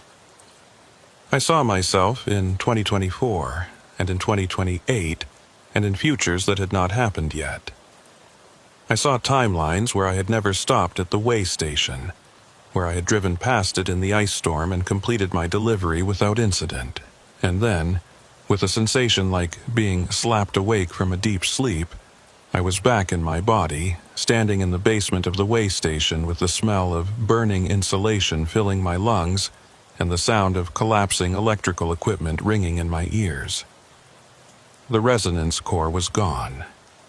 The temporal distortions had vanished. The basement was just a basement again, dark and full of destroyed equipment, but firmly anchored in a single timeline. I grabbed my flashlight from where I'd dropped it and swept the beam around the space. No flickering temporal echoes. No glimpses of other time periods. Just normal, solid, present-day reality. I ran for the stairs, taking them 2 at a time, desperate to get out of the basement before the building's structural integrity failed. The main floor was in chaos, with furniture scattered and windows blown out by the energy discharge. But it was all solid and consistent. No temporal overlays, no ghost images from other years. Outside, the parking lot was nearly empty. The phantom vehicles were gone, dissolved along with the temporal resonance that had created them. My truck was still there, engine running, Vincent Garrick visible through the windshield. But as I ran toward it, I noticed something that made my heart sink. There were other trucks scattered around the parking area. Real, solid trucks, not temporal ghosts. And beside each one I could see drivers standing in confusion looking around as if they had just woken from a dream. I recognized some of them from the phantom images I had seen earlier. Sandra Brightwell was there, standing beside her refrigerated truck. Gerald Paxton was climbing down from his flatbed. And there, near the scale platform, was Eldon Rook himself, no longer a ghost or a radio voice, but a solid physical person in his Waymaster uniform. Collapsing the resonance had not erased the displaced people. It had released them, dropping them back into physical reality at the moment when the temporal trap finally broke. But they were not restored to their proper time periods. They were all here, now, in 2024.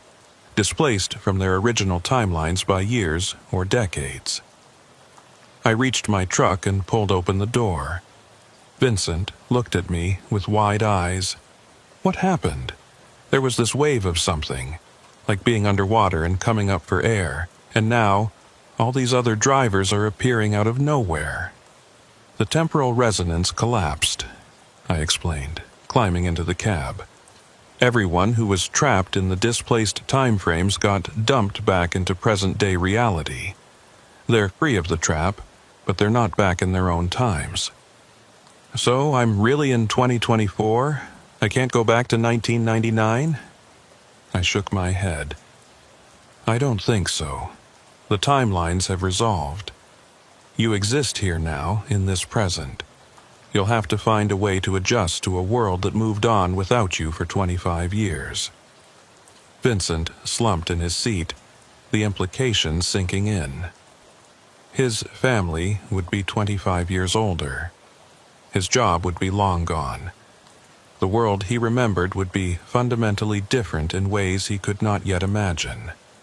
But he was alive, physically present, and no longer trapped in a temporal loop. It was not the happy ending he deserved, but it was better than the alternative. I put the truck in gear and started driving toward the access road, navigating around the confused drivers and their newly solidified vehicles. The ice storm was still raging, the freezing rain still falling, but the landscape no longer shifted and changed.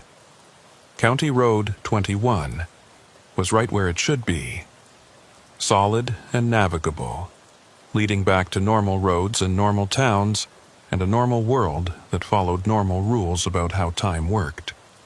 My CB radio crackled one final time with Hedy Larimer's voice, but clearer than I had ever heard it before. "Nolan, are you there? I'm in the maintenance building. The temporal pocket collapsed. I'm back in normal time. What year is it?" I grabbed the microphone with a shaking hand. "It's 2024, Hedy, January 15th. You've been displaced 21 years from your original timeline." There was a long silence, and then her voice came back, tinged with a mixture of relief and sorrow. 21 years. My daughter would be in her 30s now. My husband probably remarried. The world I knew is gone. "But you're free," I said. "You're not trapped anymore." "None of us are." "No," she agreed quietly. "We're not trapped. We're just lost in time, trying to find our way in a present that's not ours." I drove away from the way station without looking back, following County Road 21 through the ice storm toward the mine site where my cargo was supposed to be delivered. The delivery was hours late now, and I would have to explain the delay to my dispatcher, though I had no idea how to explain what had actually happened without sounding insane. Behind me, I could see other trucks beginning to follow. A convoy of temporarily displaced drivers trying to find their way back to roads they recognized and towns they remembered. Some of them would make it. Some of them would struggle to adapt to a world that had changed beyond recognition during their absence. All of them would carry the memory of being trapped in that way station, caught in temporal loops that repeated endlessly until someone finally broke the cycle. I completed my delivery to the Babbitt mine site around midnight, nearly 14 hours late. The operations manager was angry until I showed him the ice damage on my truck and told him I had been forced to take shelter during the worst of the storm. He accepted the explanation, though he made it clear that future delays would not be tolerated regardless of weather conditions. I drove back to Virginia the next day, taking Highway 169 instead of County Road 21. I could not bring myself to drive past that way station again, even though I knew the temporal resonance was gone. The building was just a building now, empty and decommissioned, no longer a trap for unwary travelers. But I did not want to see it, did not want to be reminded of what I had experienced there. Over the next few weeks, I heard stories on the news about mysterious appearances of missing persons throughout northern Minnesota.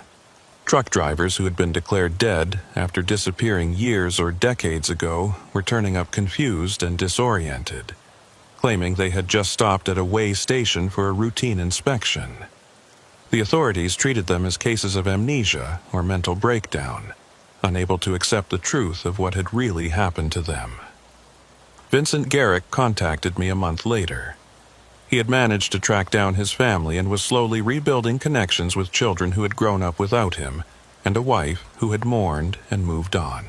It was painful and difficult, but he was grateful to be alive and free, even if the life he returned to bore little resemblance to the one he had left. Hedy Larimer disappeared from public record shortly after the incident. I tried to find her to see how she was adjusting, but it was as if she had decided to vanish into her new present rather than trying to reconcile with a past that no longer existed. I hoped she found peace somewhere, found a way to build a new life in a world that had moved on without her. Eldon Rook was the only one who seemed to transition smoothly to the present day, He was old enough that 20-odd years of displacement did not fundamentally change his stage of life. He retired from the Department of Transportation officially, citing health reasons, and moved to a small town in northern Minnesota where nobody knew his history or asked uncomfortable questions about where he had been. As for me, I kept driving.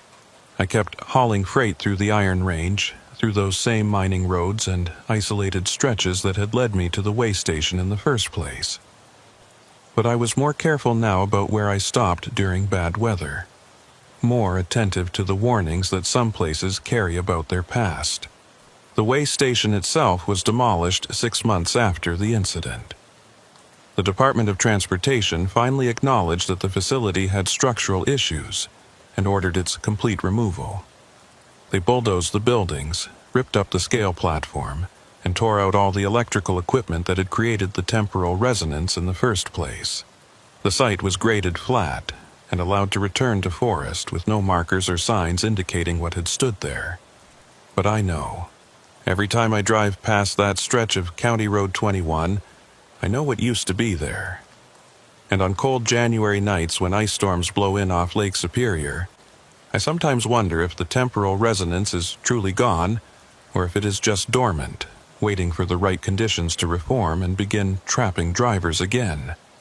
I have been hauling freight through Minnesota's Iron Range for 6 years now, and I can tell you with absolute certainty that some places remember things they should not.